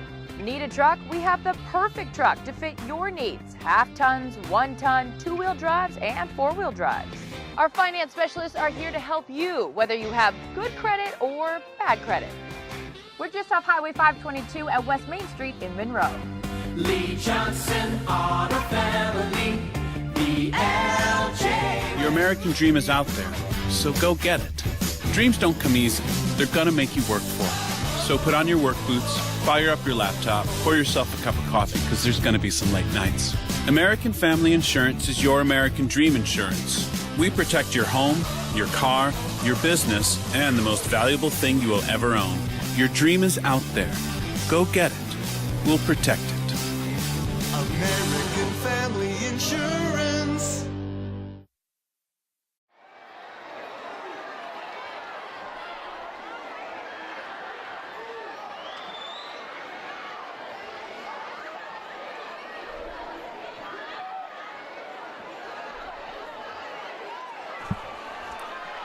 And welcome back to Veterans Memorial Stadium in Snohomish. Halftime here. And the score, the Lake Stevens Vikings 35, Glacier Peak Grizzlies 14. Todd, you just turned us off. And now we're back on. Here we go. Welcome back to Veterans Memorial Stadium in Snohomish. Score at halftime, the Lake Stevens Vikings 35, the Glacier Peak Grizzlies 14. Tim Boyle, David Kruger, our pal who at one time was with the Everett Herald, now is doing freelance reporting tonight for the Seattle Times. He's our unofficial / somewhat official statistician We're calling tonight. it official because nobody's going to argue with us. No, not tonight. So what kind of stats are we looking at for the first half? Bardou's, we're looking at 9 of 11 for 179 yards for Bardou. Hutchinson's got four receptions for 122 yards. Lewis, 10 carries, 127 yards, and 3 TDs. So that's the big stat right there. Lewis is campaigning for a T-shirt tonight. So Lewis and Hutchinson in a battle for the yardage title tonight too, I guess. Correct. 1 receiving, 1 rushing. And Aiden Ziomas, not the worst looking numbers, certainly not by his own standards. No, but 8 for 14, 109 yards, 1 TD, 1 interception. It's a little lower than what he's used to. Those are usually like first quarter numbers for him. Yeah, so we'll see what happens here. Again, Lake Stevens will take the first possession of the second half. They're 5 for 5 tonight. 5 possessions, 5 touchdowns. Yeah, and if Glacier Peak wants to stay in this game, you need to get either a turnover or force a punt here at some point. Well, unfortunately, Lake Stevens is getting the ball too, so that doesn't help Glacier Peak's cause there. And they haven't shown any indication that they've been able to stop him. So it looks as though Hansen, number 1, he's the returner on the right side. You got Tom Lewis, number 5, your starting tailback. They got Lewis Lewis back there. The 5s and 6s always are a little bit tricky there in the punt returning or the kickoff returning. That might be Riley Eberling, the 5'10" senior. If that is in fact the number 6, we'll try to get that here for you momentarily. Putting the binoculars to good use here right now. If it's 5, they're just padding the stats. At this point, right? That is, in fact, number 5. It's Lewis. It doesn't matter either way. It's going to go to Hansen. Hansen with the return from the goal line and gets met at the 15-yard line, spun around, holds on to the football, and is finally brought down. Nice play by number 30 on the play. That's Ethan Williams making the tackle. That's going to be the best field position that Glacier Peak's kept Lake Stevens on right now. They're about the 15, 16-yard line maybe. So we will see what they can do here with the opening drive as Connor Bardou and company over on the sideline talking to Coach Try and the offensive coaching staff. sounded like going into halftime that Bender's got to make a few adjustments here and see what he can pull out of his hat. We'll see if he throws more short passes, and if he does, we'll give all the credit to Ron. Yeah. Here's a fun fact. Coach Ron. Oh, here comes a fun fact from Todd Elvick. STSPN does the highlight video for the Lake Stevens Vikings at the end of the year. Here comes another highlight right here as Lewis gets spun around and is brought down right around the 22-yard line. We'll call it a gain of right around 5 yards on the play. Well, the way Lake Stevens has played over the last 2.5 weeks, Todd Elvick, if you are, in fact, putting together their highlight reel, you've got plenty of material to work with right now. You're a busy guy. Yeah, you're going to be very busy at this rate. Yeah, they haven't disappointed me the last couple of years. How do you have time to put together all their highlights? Yeah, the scoreboard's been runneth over lately as 70-plus points against Mount Vernon. We'll see if they can do so tonight. Ooh, that ball over the head of Hutchinson. And at number 3, Anagua almost got a gift there on that play. Yeah, another rare incompletion. The first half, he only had 2 incompletions the whole half. 9 of 11. Give him 3 now. 3rd and 5 coming up as Lewis runs off the field this time. Number 7 replacing him. Called his name a few times tonight. That's Austin Calvin. He's the one that got that, played a little smash mouth football down at the other end of the field with that touchdown. Yeah, back-to-back runs that ended up in the end zone. Fake the handoff, spin move by Bardu, looks out into the flat, finds his receiver for the first down and then some as he ends up going down at the 35-yard line and fell rather awkwardly, but is up. That's number 4 on the play. Trey Long converting that first down, and that moves the chains. Yeah, nice little misdirection stuff they had going there.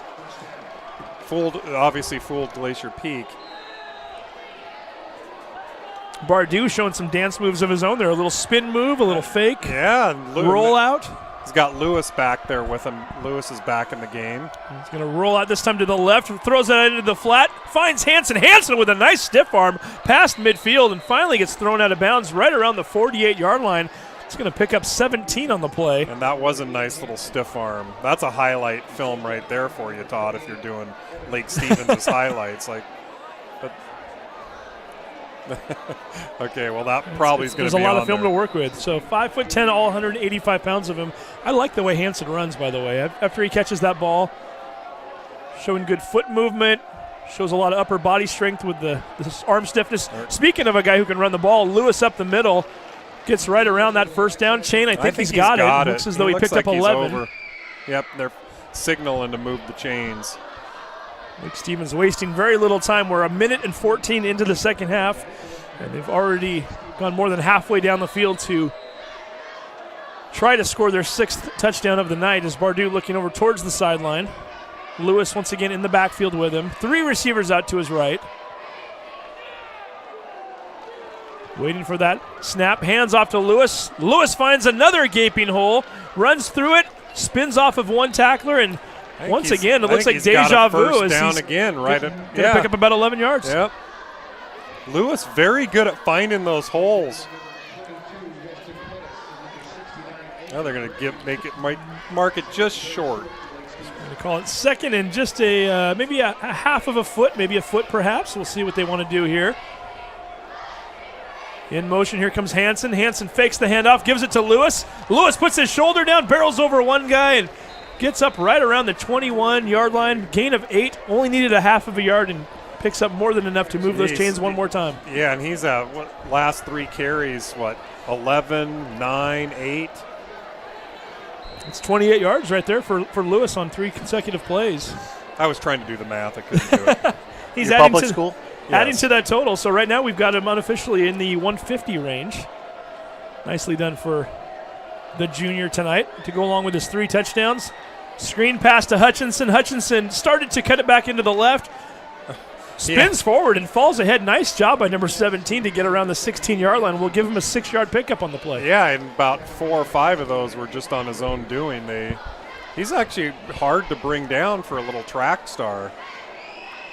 That little track star, 6 foot 180. Yeah, not little, but like I said, good to see a guy like that coming back from an injury. We've gotten to know him a little bit over the last year. Solid kid.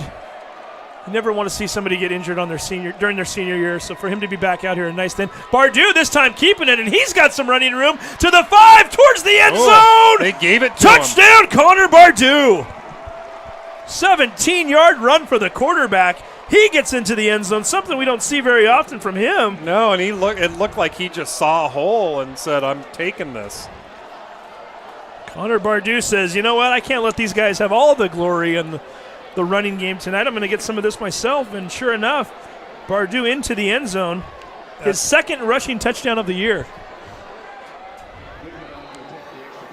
I can feel there's a chink in the force all over Washington State here, because I'm sure that Colton Bunt from Central and Black and a couple of guys from Whitworth and Elvig and Elledge, the wrestler, maybe. Oh yeah, he's from. Yep, they're all watching. You know. Oh yeah, you know they are. That's one of their Friday night rituals. Alex Garrett, they're down at George Fox. We got a lot of them out there. Spread out throughout the Pacific Northwest. Spencer Pettit likes to get on and watch. Oh, yeah. Hey, what was that about Spencer Pettit? Aren't they playing Air Force? I didn't see who Air they Force, have I think, this is playing Navy this week, so I don't think that's... in a couple of weeks or something like that, because I talked with they got the Fafita and Pettit will be going head-to-head. I think that's in another week or two, but you're right, the Glacier Peak guys doing battle there in the Mountain West Conference. Yeah. Absolutely. A lot of Glacier Peak alums out and about. Of course, Lake Stevens has got their own. Oh, yeah. No, they got Lake Stevens guy down at George Fox, too. Well, of course, they got the starting quarterback. Oh, yeah. Jacob Eason, who's been injured the last few weeks, so we certainly hope he's doing well down there. Georgia Bulldog. He is indeed a Bulldog. We actually saw Jacob Eason make his quarterback debut right here in this stadium as a 9th grader, as a freshman. And my oldest son likes to say, hey, I tackled that guy. Speaking of which, hold on just 1 second here, as Castro with the return out towards the 28-yard line. Jacob Eason's sister, Lily, and her volleyball teammates. Oh, she's amazing. Undefeated so far this year for the Vikings. Amazing. So a nice job for the Viking volleyball team. Very athletic family. You know what I like most about Lily is she likes to do the little butt slap after a score. Now, didn't GP play them last night or a couple nights ago? Like about a week ago, they got smoked. Oops. Notice I left part of that just alone. I didn't know what to do with it. So, hey, listen, what's fair is on both sides. I just say it. I think she's a gamer. Oh, absolutely. That's my point. She can play it, indeed. Zioma's looking to scramble and goes down awkwardly. And let's make sure that he's okay. He looks like he gets up as the almost did the splits there. I was just going to say the exact same thing as Zioma's once again losing yardage, and he's going to go down right around the 25-yard line. Looks like he lost 3 on the play. Brings up a 2nd and 13. Still watching down there, and it appears as though the wind, not much of a factor, but nonetheless, it's not as calm as I'm sure some of these players down there would like it to be right now. Handoff up the middle. Tackle by the jersey there, as it looks like the jersey of number 17, Briggs. If he's wearing a large, it's now a 2XL as it was stretched out on the play. Picks up a yard, bring up a 3rd and 12.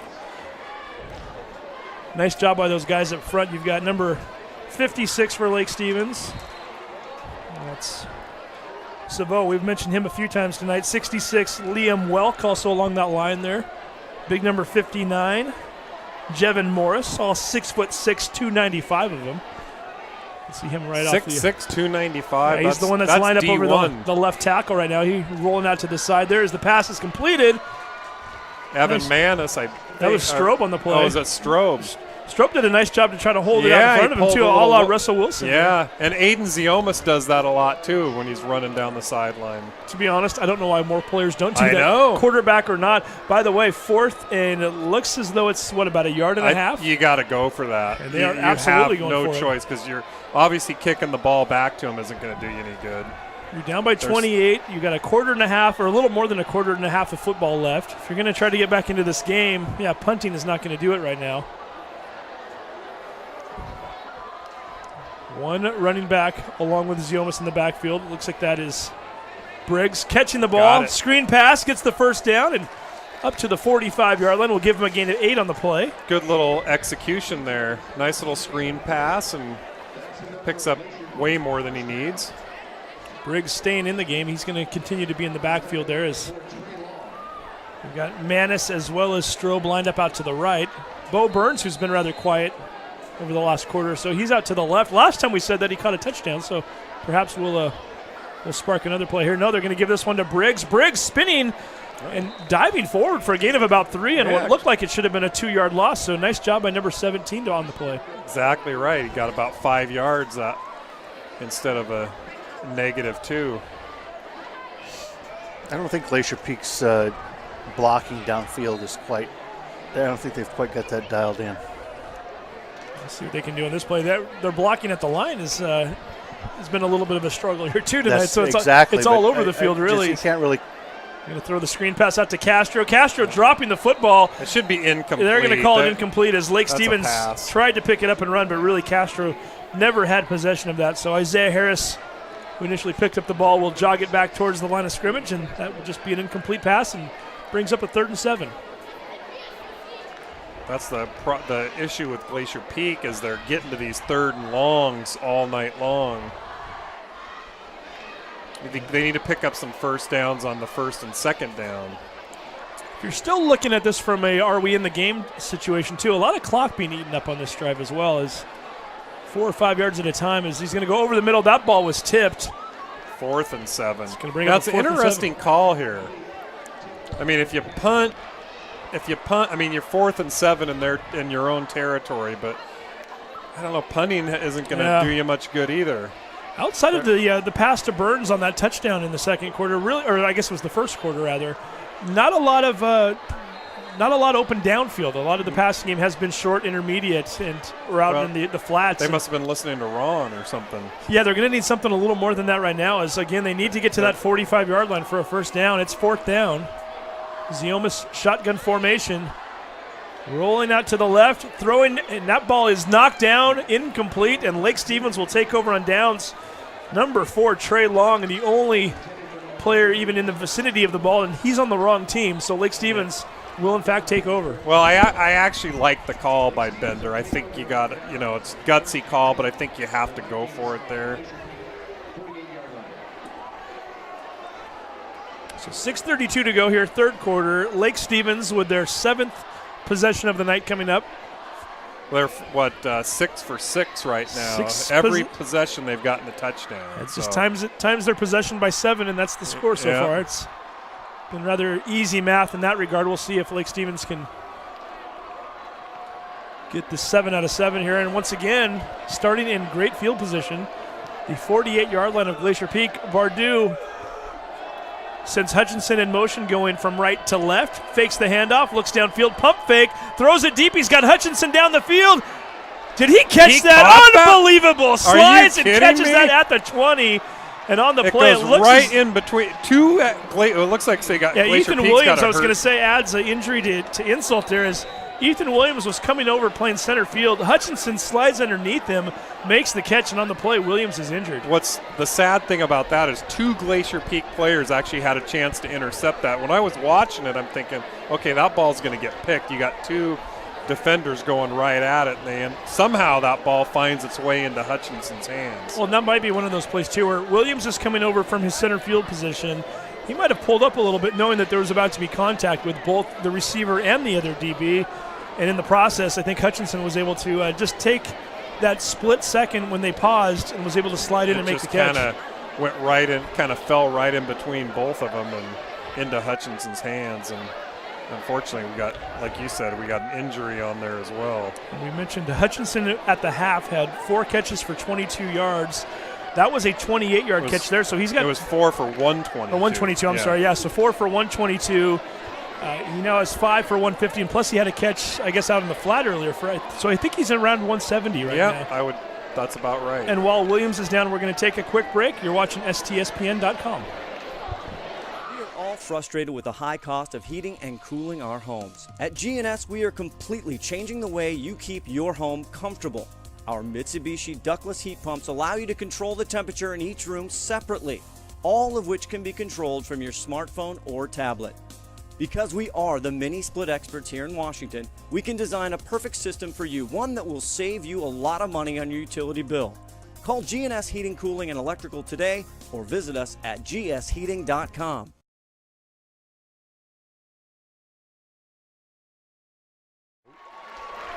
And welcome back to Veterans Memorial Stadium. Ethan Williams, the good news, on his feet, and not only that, able to walk off on his own.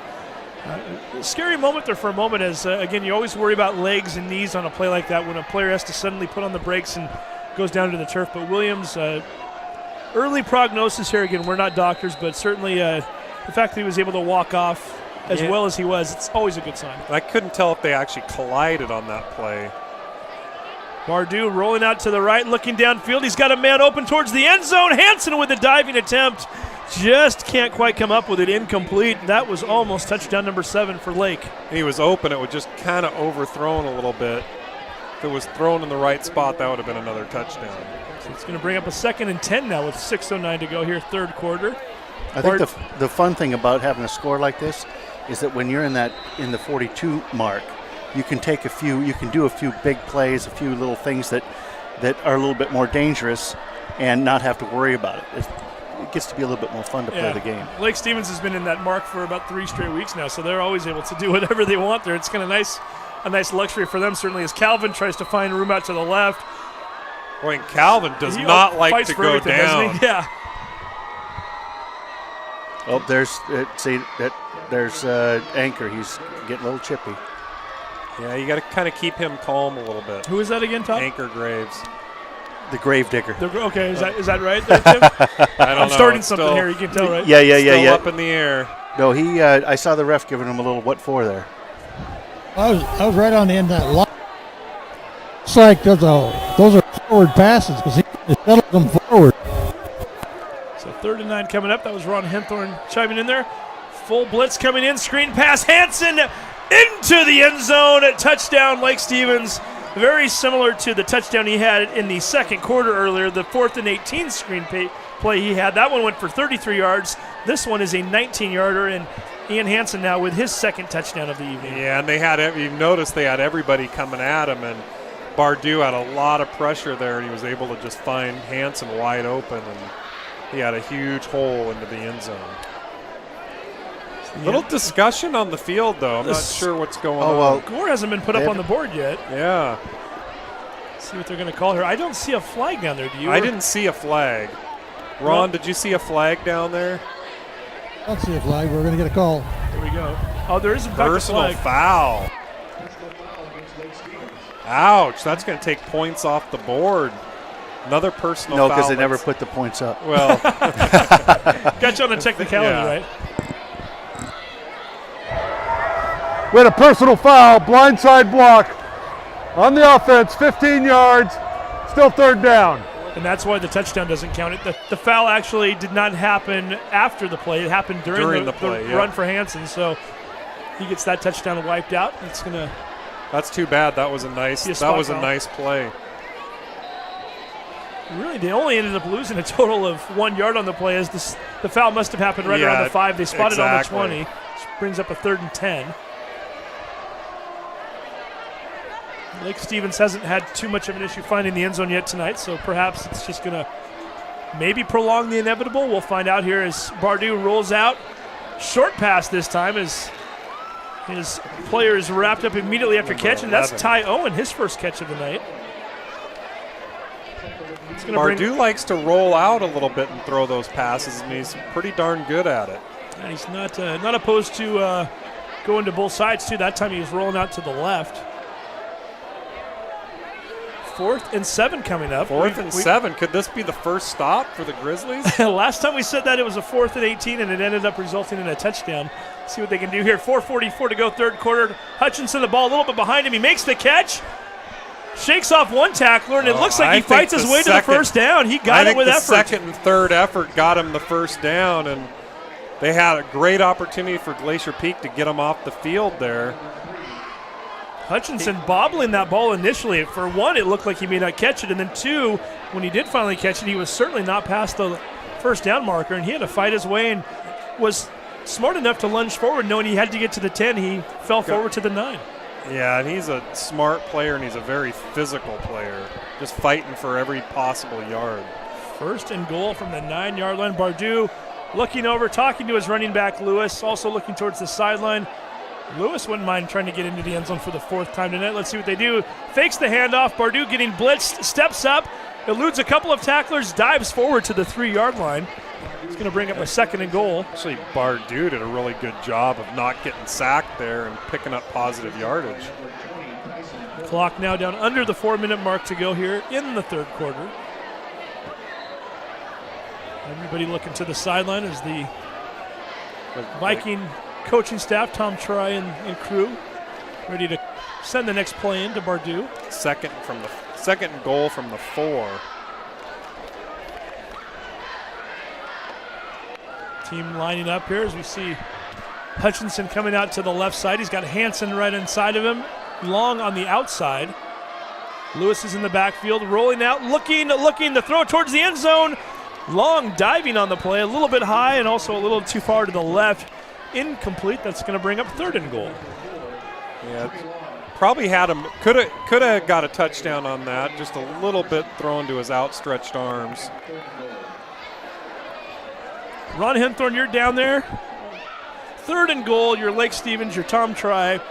Put you on the coach's shoes there. What are we looking at here on the next play? I think Bardu's going to run this one himself. I think what he said is.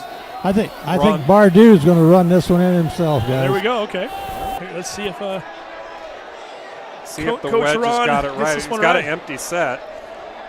Rolling out, throwing towards the end zone, diving catch. Austin Mirren this time, and he comes down with it. Touchdown, Vikings. 3:18 to go in the third quarter. It's now 48-14. Oh, running clock at Mariner. That was Mariner and Monroe. Who's winning? We're guessing Monroe. It was a sweet catch that was just made. That ball was. Yeah, Austin Mirren, who's been the leading receiver for Lake Stevens all season long, been a little bit quiet tonight so far, and now he's finally on the board. Coming into the game, I had 26 catches for 430 yards and 8 touchdowns. So that makes it 7 for 7 for Lake Stevens. 7 for 7, 3:18 to go here, third quarter. We're going to take another quick break. You're watching STSPN.com. Did you know that Speedway Chevrolet is part of the Lee Johnson Auto family? That means 84 years of serving you the LJ way.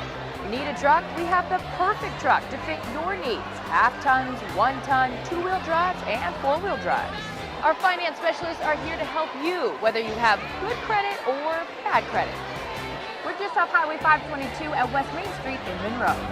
Lee Johnson Auto Family, the LJ way. Lake Stevens, 7 possessions, 7 touchdowns. It results in a 49-14 lead here with 3:18 to go in the third quarter. Steve Willits, along with Tim Boyle, Todd Elvick, Ron Henthorne, and Tim. I don't even know what to say anymore to try to make this sound like it's an interesting, they could come back sort of game. I don't think, I think we're almost beyond that. I guess the trick now is to try to keep it from running, being a running clock, they're right? only, 5 points away from a running clock here. Ball bounces around and finally fielded as Bo Burns is back there to return it. Shakes off one tackler and is finally brought down at the 18-yard line as it looks as though, is that 43 on the tackle? Yes. The number's not always able to 33? 30. 42 actually was the player I was trying to look at, and that's Isaiah Harris. We should know that number by now. He's been called a few different times tonight, so nice job by him. And Glacier Peak one more time. We'll march that offense out, trying to get something going here. Yeah, and it looks like the game's a little out of hand here, but at least Glacier Peak needs to just keep playing and for their own good, just keep going all the way to the end and get the practice, get the reps. Ball thrown over the middle. Here we go. Little speed showing there. Nice job to get beyond the 45-yard line. Number 23, Connor Stroop on the play. Called his number a few times today. It's a great little Stroop's got showing his speed there. Picking up 23 yards on that particular play. That's Ron's wanting those short little passes. Clock continues to run. We're now down under the 3-minute mark here in the third quarter. Ziomas continuing to play in at quarterback. He's going to throw it into the flat. Bo Burns. Burns skips by one tackler. Flag thrown down at the 41-yard line. Usually in the backfield. Usually in the area where that's going to be a hold about 9 out of 10 times. Todd Elvick writing down a score. I believe, is that a 13 or a 3 you just wrote? 51-13, Monroe up on Mariner at the end of the third quarter. Try to get you a few more scores. Not real surprising there. The 13 might be more surprising than the 51, to be honest. Yeah. And that's not a knock on Mariner. Mariner's not a bad squad, but the way Monroe's been playing lately. Yeah, Monroe, there's no stopping them. I'll tell you what, it's going to be a good game when Lake Stevens and Monroe go head-to-head. Monroe gets them at home this year, so that'll make a little bit of a difference. We had ineligible downfield on the offense, 5 yards from the previous spot. Replay first down. Ineligible man downfield. So as if they needed any more degree of difficulty for Glacier Peak right now, they're going to be bumped back even further. The ball spotted at the 36-yard line, 1st and 15 coming up. So he almost handing the ball off. That is John Paul Anderson trying to find somewhere to run and finds nothing. Going back even further, they're going to spot him at the 32-yard line. That'll be a loss of 4 on the play. And all of a sudden, Glacier Peak going the wrong direction. Needing to go east, and they're heading west. Or north. Or north-south, whatever They're we going want to south, they need to go north. They're heading towards Elliott Bay right now. 2:01 left here in the third quarter. Clock ticking as well. Oh, that's interesting. What do we have on camera there, Mr. Elvick? Pretty lady there, huh?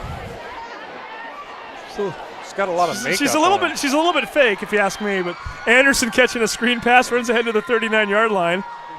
He's going to pick up about 8 yards on that, maybe. I've seen people try to do their best to get on camera before, but kind of a stone face look on her, doesn't she? There she is, right there. Who do we have down there? Do we know those folks? It is a pink night here. They're doing a pink out in honor of breast cancer awareness. We're always looking for ways to make 49-14 games a little more interesting, and I guess that's one of them.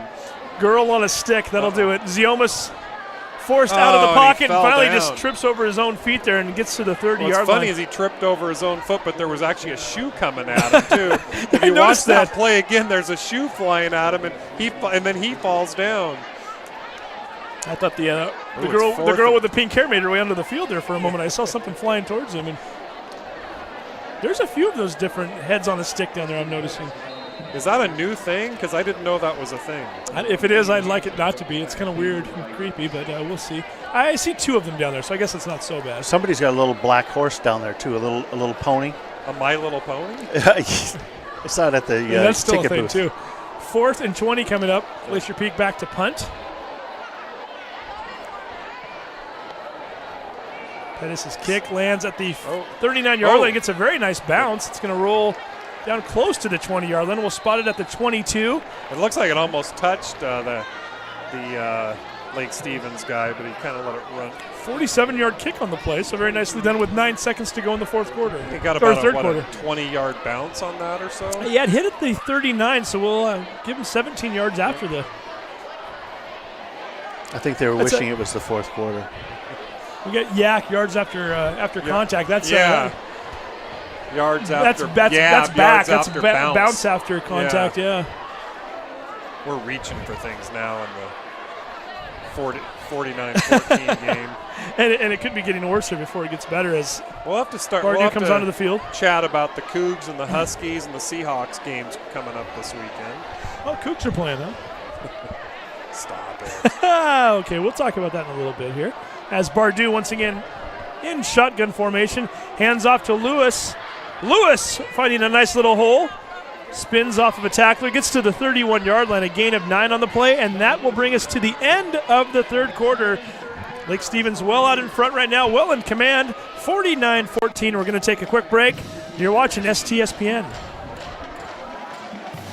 When you You shop at Ace Hardware in Lake Stevens, you not only find what you need, we make sure you get the help you need too. Hi, this is Gray Eaglestead, and I own Lake Stevens Ace Hardware with my wife Christine. We'll greet you at the door and answer any questions you have about what you need. We're all about serving our customers and our community. We support local high school sports and many other Lake Stevens organizations and events throughout the year. So the next time you need something for that job around the house and a little friendly advice, come see us. Ace Hardware Lake Stevens, we are the helpful hardware folks. Ace is the place with the helpful hardware folks.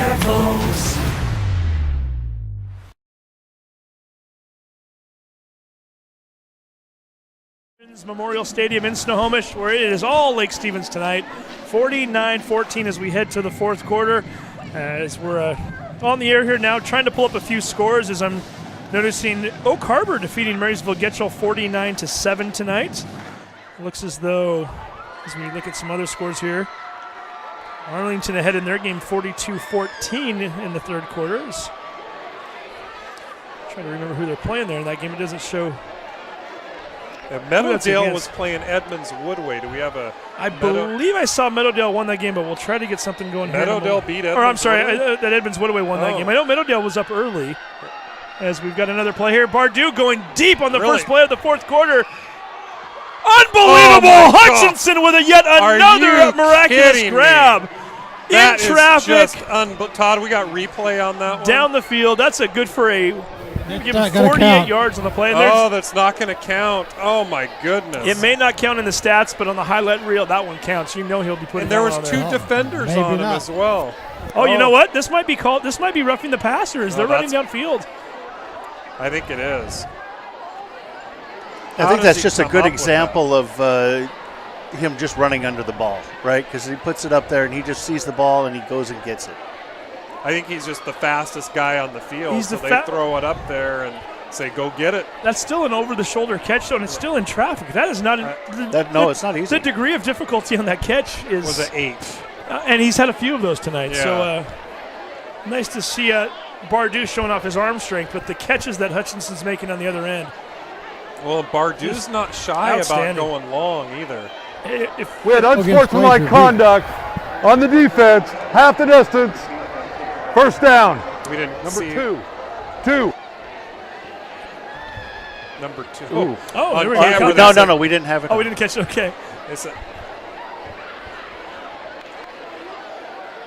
One of the players threw a punch. We don't know that. It wasn't on air. We know we it because get a the little, ref we said get a little it. behind the scenes with the microphone there. Yeah. Apparently there was a punch thrown, or a swing, I should say. Maybe not necessarily a punch. A punch was thrown, not necessarily landed. There we go. I like that. That's good terminology that keeps everybody safe, right? It's the lawyer talk. So anyway, the ball at the 11-yard line. It was at the 31, right? Actually at the 21-yard line, right before that play was. They went half the started. distance. So unbelievable here as Lake Stevens looking to score their 8th time tonight. Mirren with the catch. He's going to be brought down at the 4-yard line. That's a good pass by Bardew. Actually goes the other way and then throws it across the field and finds Mirren. Set up a nice little screen out to the right side as the clock continues to tick. Now it's just a matter of who does he want to choose to let score this next touchdown. Whose turn is it? Lewis has had a few tonight. Lewis could be going Calvin's for had number 4. one. Hanson's had one. Mirren's got one. Bardew called his own number once.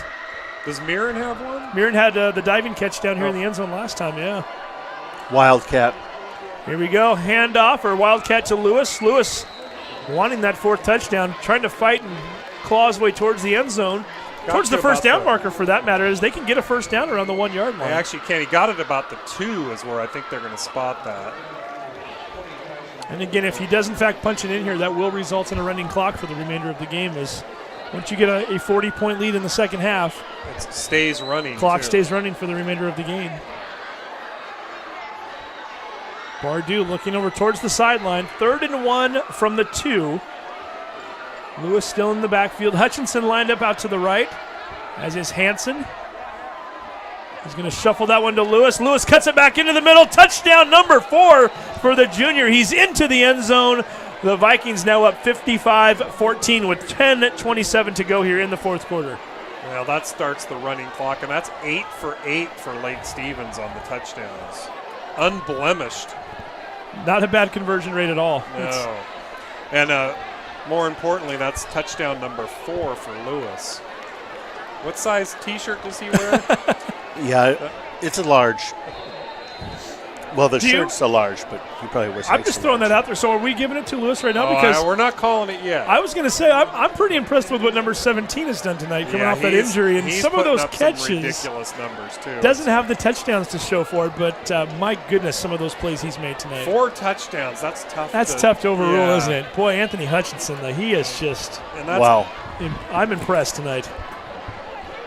Yeah, tell me how many yards he's got versus what Hutch has got. They're pretty comparable. We were talking about that a few minutes ago. They're probably in the 170 area for both of them. Might have to run down during the commercial break and see if our friend David Kruger can hook us up with some numbers. But nonetheless, both of them having huge nights tonight. 56-14, that's the most important number if you're Lake Stevens right now. It looks like it's going to be an epic season finisher again. Yes. Well, it wasn't so epic last year, though. Well, that's right. it was supposed to be. Hyped, yeah, it was potentially. Lake Stevens Monroe last regular season game of the year, and I'll be honest, in the newspaper, I picked Monroe to win that game last year, and boy, did Lake Stevens prove me wrong with so did a lot of people. 42-3 win, and say what, both of these teams graduating a handful of players from last year. 2 very different teams this year, so we'll see. Lake Stevens actually 2 years in a row they graduated a lot. I mean, 2 years ago when Jacob Eason and crew graduated, they graduated most of their starters, and they didn't really miss a beat. They were right up in with the top teams in the state last year. Here's the kickoff. There we go. That ball's going to be fielded at the 10-yard line.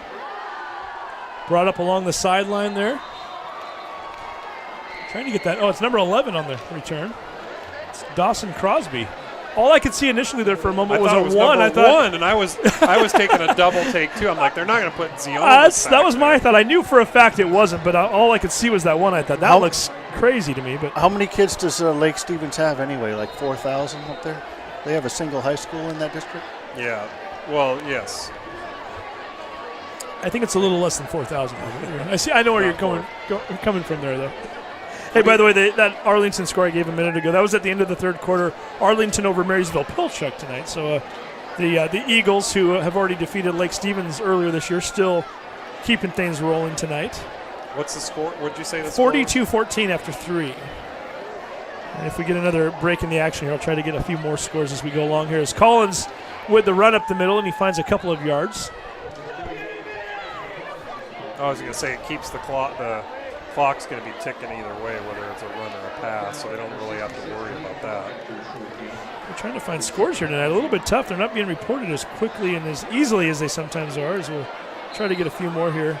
Obviously, the 2 main scores that we were wondering about from the standpoint of Lake Stevens and Monroe, both teams obviously well ahead and continuing with their undefeated streak. But then you've got a bunch of teams behind them now, too. You've got Lake Stevens, who, fortunately for them, they already have the win over Jackson this year. Ziomas is going to go deep down the right sideline, just a little bit past the outstretched hands of Manis, incomplete. I don't think that's Ziomas, is it? No, it is. That's Ziomas is still in there, yeah. Ziomas to Manis is what that was. So you got Glacier Peak, Jackson, and really Cascade right now, all kind of vying for 3rd, 4th, and 5th place. Well, Glacier Peak's got the win over both Jackson and Cascade, so you're right. So the Mariner game is going to be important. Yeah, and even with a Mariner loss, they could almost end up in that 3 spot because they would have the tiebreaker over both Cascade and Jackson. And, here we go. Nice play to Manis. Slant pass down the field. He gets to the 46-yard line of Lake Stevens. It's a gain of 26 on the play. Direction, and Evan the Magnet Manis. There you go. That's a nickname you guys can agree on. That's a good one. Go. So you're right. In some ways, Cascade defeating Mariner in overtime last week was probably advantageous for Glacier Peak, quite frankly. That gives them a chance to get that number 3 spot. By the way, the number 3 team, as we get another play over the middle. Burns just past his outstretched hands. Right off his fingertips, incomplete. Actually. Just a tiny bit overthrown and catchable, but I think there was a little holding there, too, that wasn't called because I saw somebody get grabbed by the jersey there on the way back to get Ziomas. They don't call those quite as often when it's 56-14. Funny yeah, how that's that works, right. Funny how that is. Hey, by the way, if Glacier Peak were to finish third in the division this year, and there's plenty of football left to be played. Oh, it hurts. They would play the number 2 KingCo team on the road. Ooh, yeah. So you're probably looking at, I think it's, I know Woodinville looks like they're going to be the team to beat in KingCo. They're probably going to end up number 1 as that tackle is made on Collins. Number 85 stepping up to make that tackle. That is Ty Hilton for Lake Stevens. Nice job. Last year, Woodinville has a 2-game lead over everybody else in KingCo right now, so they're probably the 1 seed. Yeah. Your number 2 seed is probably going to be like a Bothell, a Skyline.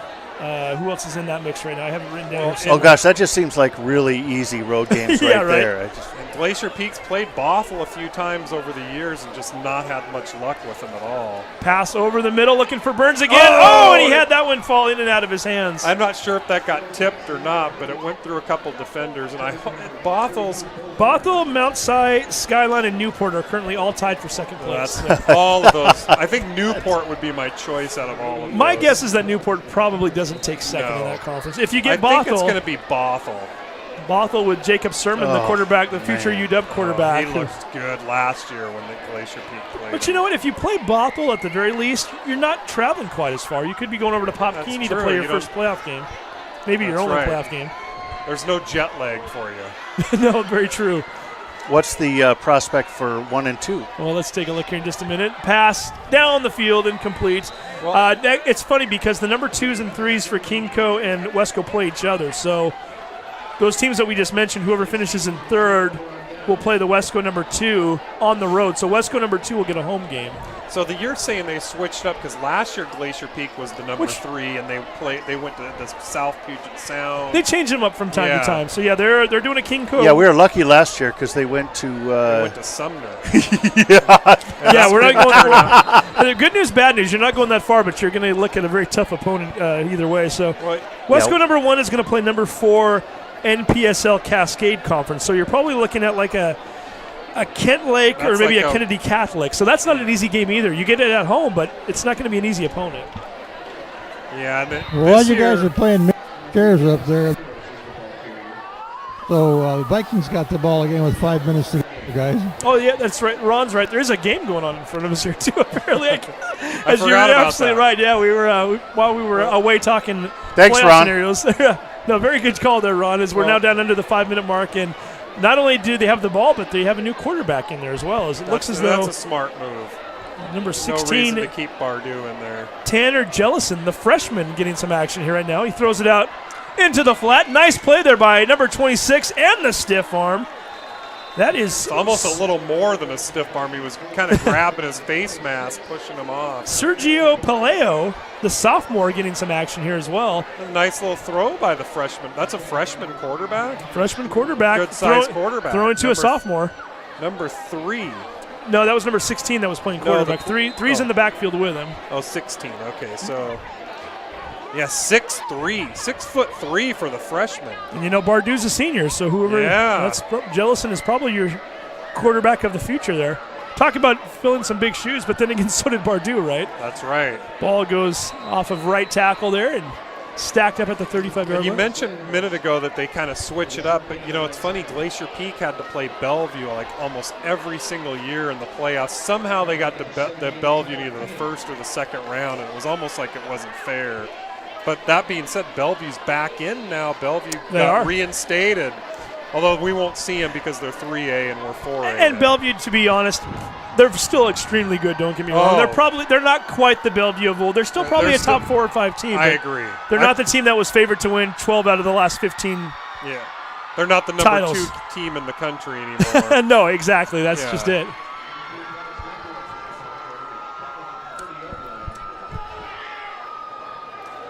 So we got 3:05 to go here. 3rd and 9 coming up.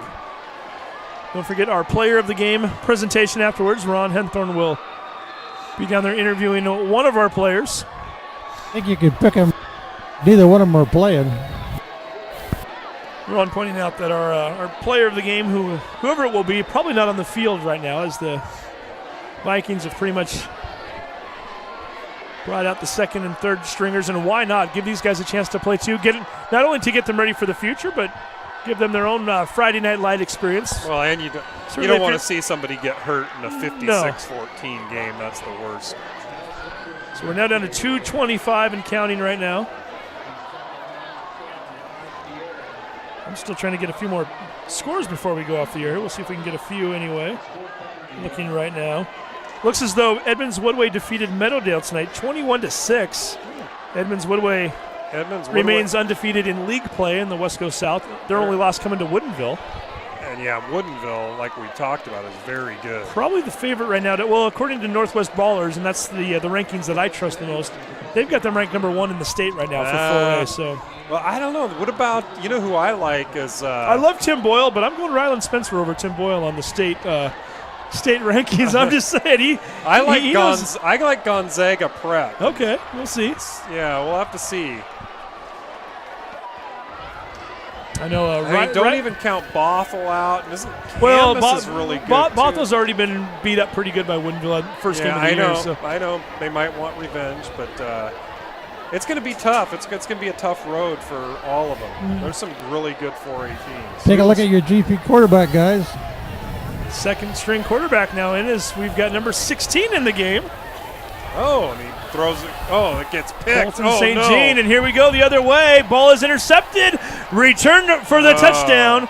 That is number 32, Austin Lucas, finding the end zone.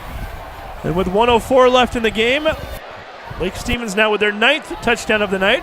It's going to make it 62-14. That was Colton St. Jean in as the quarterback.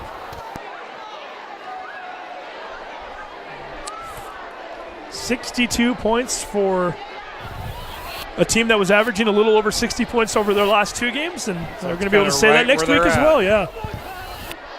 Chief, you guys, can we make a POG definition now? What? Oh. So who do we got for player of the game tonight? I'm leaning towards Lewis with the 4 touchdowns. I think it's kind of hard to go against the 4 touchdown guys. 4 touchdowns. I think you got to give it to him. Him and Hutchinson was right there with him. Even Bardu had a great game. Lewis must have had somewhere in the around 170. Get it down to. It's going to be Lewis. So yeah, we'll go Tom Lewis. Tom Lewis will be our player of the game tonight. The junior with a career night, as you mentioned.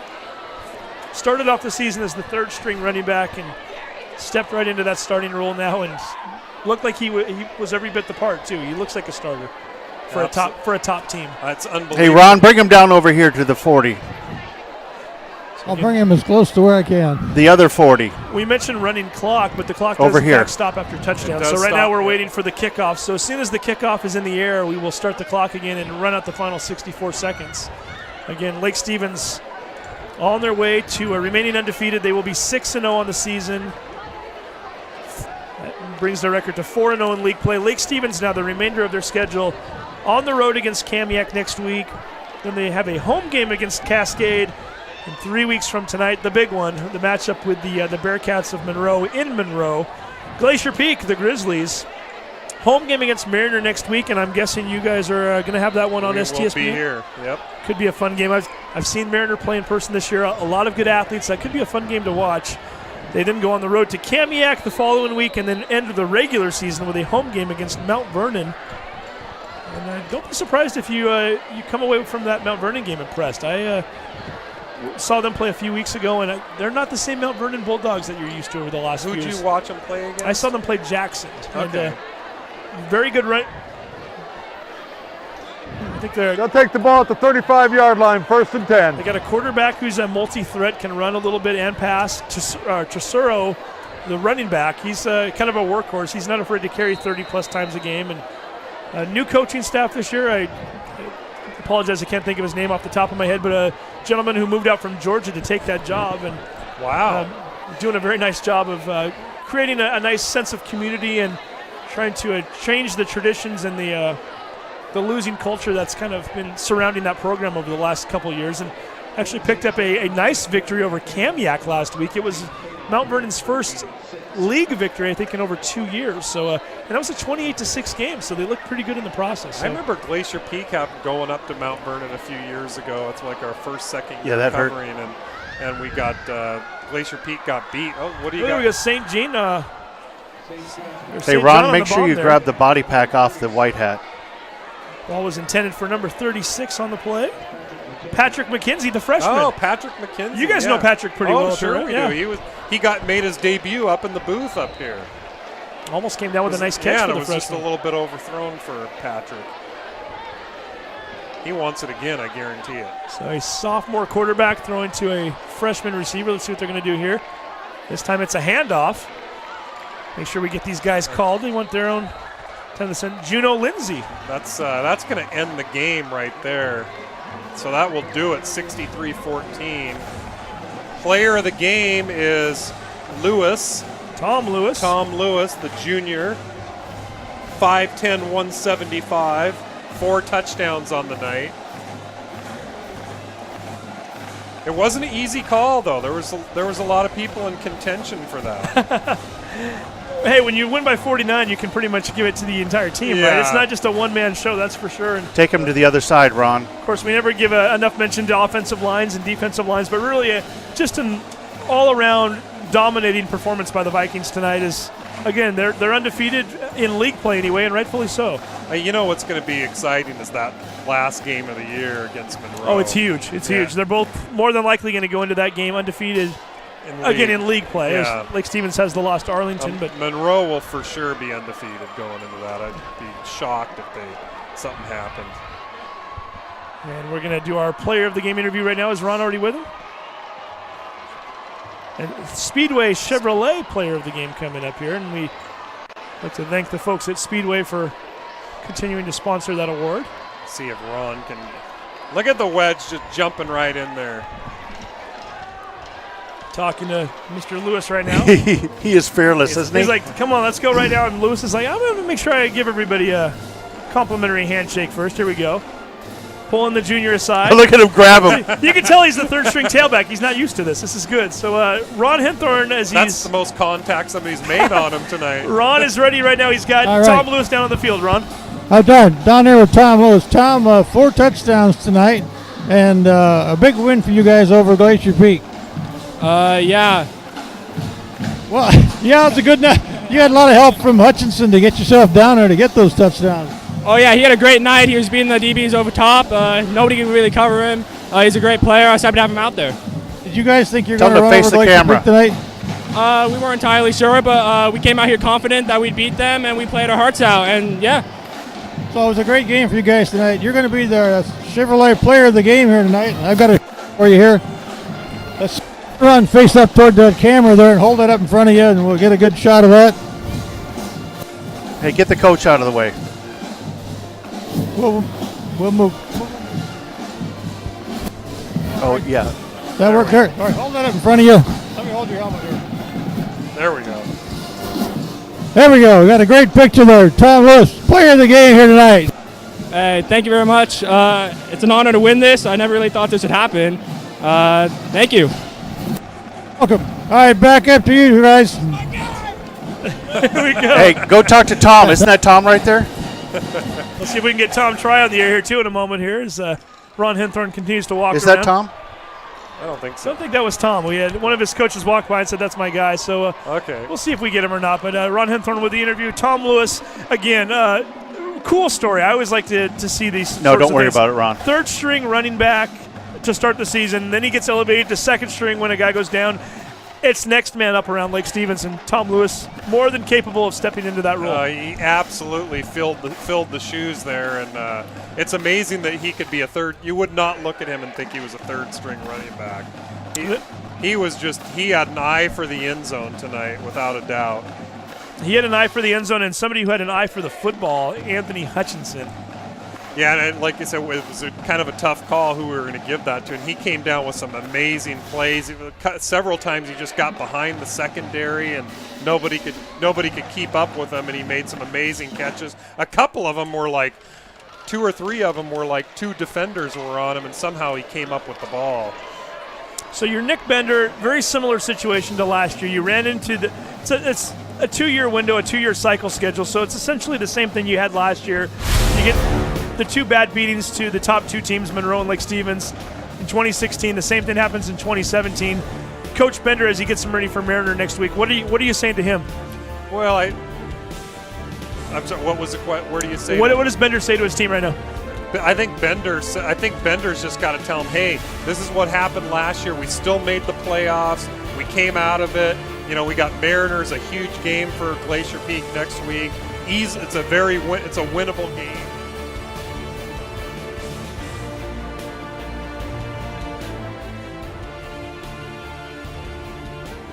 Got to do whatever you can, get the pep talk going, and certainly next week they're going to have the home field next week, and they win that game, they're probably in the playoffs. Win that game, you're pretty much got a stranglehold in third place at that point, so we'll see how that plays out. And Ron Henthorn back up in the booth here. Todd Elvik, you have anything to close out with? Rough night for the Grizzlies, but they've been down this road before. Well, no, the biggest thing that I was worried about is I didn't want them to come away hurt. Right, I think that they're a good young team, and Aiden is a junior, and I think that as long as they don't get hurt, they're going to be able to get a lot of experience to be able to come back and do a little something next year. I just don't see them in the same league as Monroe and Lake Stevens. And that said, going on the road to play some of these huge schools, I mean, they're just, I'm sorry. Yeah, hey, you know what? I think around here you get a little spoiled if you're Glacier Peak. Year after year after year, you're always one of the top teams. You're always playoff bound for the most part. Yep.